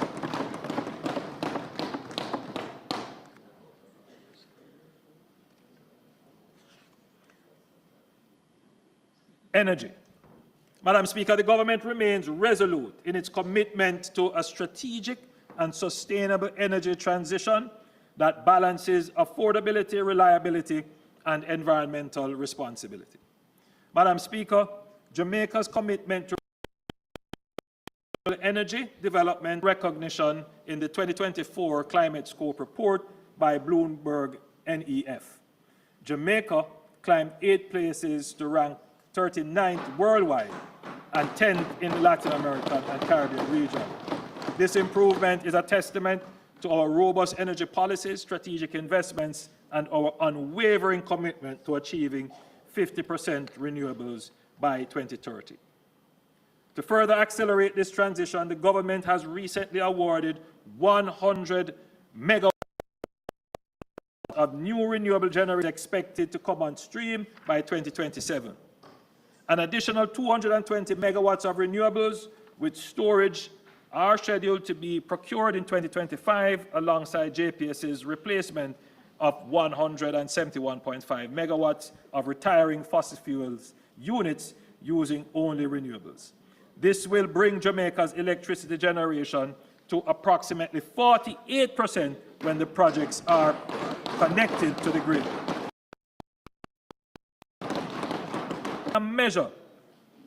This is a measured and structured approach to the priority that we place on a stable grid, cost effectiveness, and the long-term sustainability of our electricity sector. The government acknowledges recent discussions in the media regarding the pace of our renewable energy transition, while some argue that a more rapid shift would be necessary. This government remains committed to a structured and responsible approach that secures lower prices and reliability. This is why we are steadfast in our adherence to the Integrated Resource Plan, which serves as a blueprint for sustainable and cost-effective energy development. Madam Speaker, the cost of energy is a key component of the cost of living, and this government has introduced significant changes to cushion the impact of high energy costs. As I had announced in November 2024, and the Minister of Finance and the Public Service stated last week, residential electricity will be reduced from 15% to 7% effective May 1, 2025. Also, the 150 kilowatt per month GCT-free threshold will be removed and replaced with an incentive-based rebate of 10% for customers consuming up to 250 kilowatt hours per month. Madam Speaker, the rebate has been designed to incentivize energy conservation as only households 55 kilowatt hours are entitled to the rebate. Madam Speaker, the government is also determined to address the issue of energy poverty in the country. We are allocating $1 billion to cover wiring and inspection costs for the first 200 first-time JPS customers under the program to regularize and get them on the grid. We are also exploring ways to reduce the cost of formalization, including innovative technical solutions such as ready boards complete with circuit breakers, socket outlets, and a light that could effectively form a low-cost starter pack for household wiring. So, Madam Speaker, the Technology Act to give you a compact and ready-to-use connection to electricity. So we are exploring that. We have looked at some options. We are displaying one right now. And we're going to be making that available so that people who are now, you know, when you talk to people who are illegally abstracting electricity, let me put it that way. You know, they know it's wrong, but in their minds, you know, how can we expect them to live without electricity? In effect, there is a kind of expectation, you know, that the use of electricity is a human right, and somehow should provide for it. Our budget would not be able to take that on.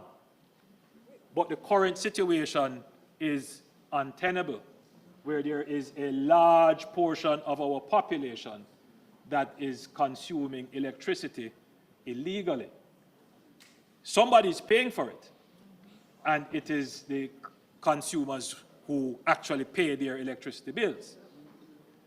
So we have to find a way, we have to find a good equilibrium in this situation, where we make it easier for people to get onto the grid legally and safely. And then we have to find ways to get people to be able to pay for the electricity as they earn and as they use. So in effect, the challenge is not just the high electricity rates, it is the high onboarding rate, the cost of wiring, the cost of inspection, and then it is the inflexible payment system, especially if you are on the postpaid system. So we have innovation to market, and governments have tried. The member from St. Andrews Southeast had mentioned that when he was in the Ministry of Energy, that they had started a project. But this project builds on that in some ways, but this is far more comprehensive. But more than that, this project has staying power, because we're making an allocation for this budget, but you can bet that the next budget we will also have a bigger allocation to the more.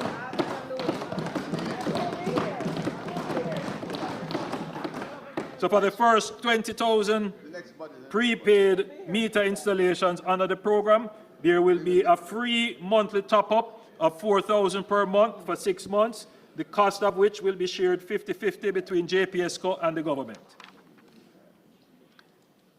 Madam Speaker, as Minister Vaz has already announced, the government has signaled its intention to renegotiate the license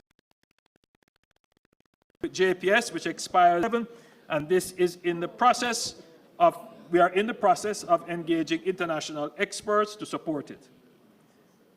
Madam Speaker, I want to now turn very quickly to the reform of the bureaucracy to improve ease, speed, and cost of doing business. The R in Aspire. And let me say, Madam Speaker, that we are serious about reforming Jamaica's bureaucracy.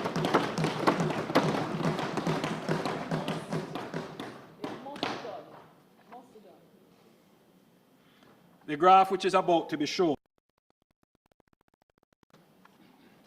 shows the total factor productivity trend for Jamaica from 1964 to 2019.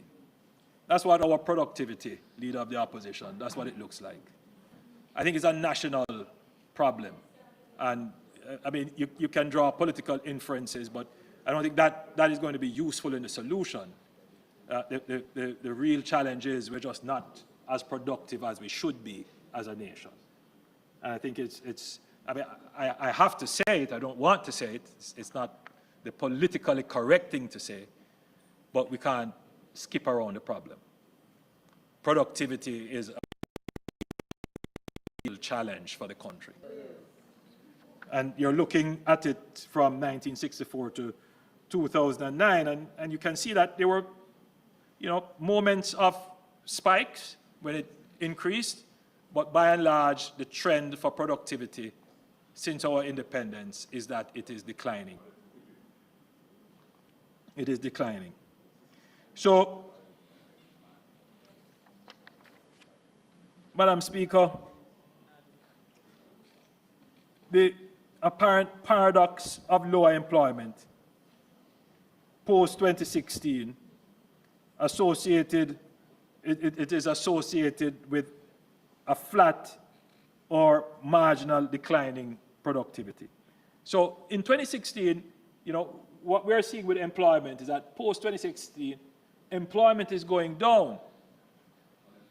Unemployment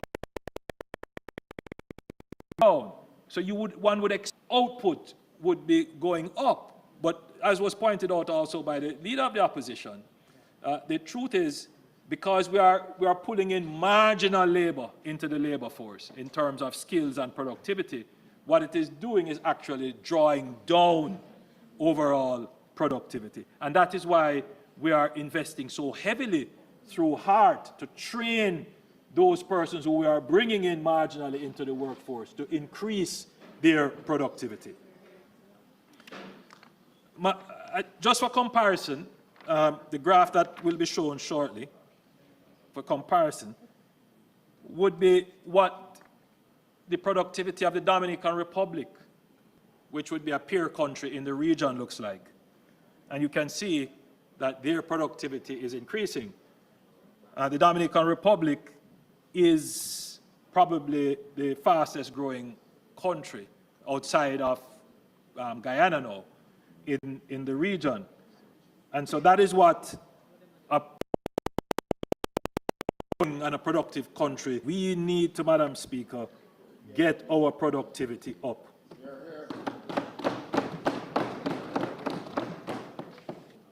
To boost productivity, we must urgently reform Jamaica's public bureaucracy. While our stringent fiscal policies have successfully reduced debt and restored stability, the same controls that curbed wasteful spending now delay approvals, stall infrastructure projects, and hinder growth. These systems must be redesigned to meet today's development needs. A clear example is the Troy Bridge in Trelawney Southern, which collapsed in August 2021. Despite bipartisan support to clear bureaucratic hurdles before construction finally began in 2024. The delay was not due to funding or technical constraints, but to the inefficiency of our public investment and procurement processes. Jamaica must now shift from merely controlling spending to enabling strategic growth.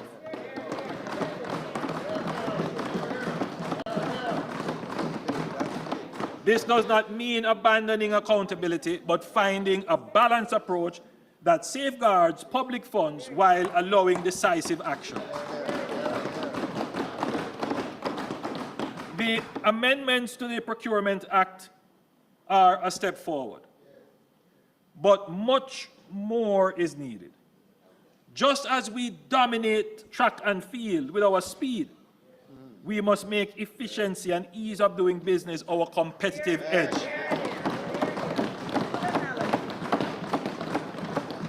By cutting red tape and leveraging technology, we will transform Jamaica into the region's most business-friendly destination.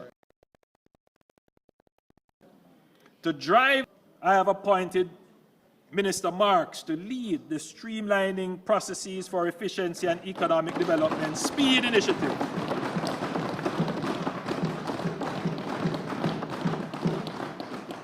Minister Marks will oversee a comprehensive review of governance systems to eliminate inefficiencies, reduce delays, and enhance business operations. Minister Marks' SPEED mandate is to undertake a comprehensive review of Jamaica's governance arrangements, systems, and processes, and to implement targeted reforms across the whole of government that will eliminate inefficiencies, reduce bureaucratic delays, and enhance the ease and speed of doing business. Today, I'm making the first announcement under SPEED.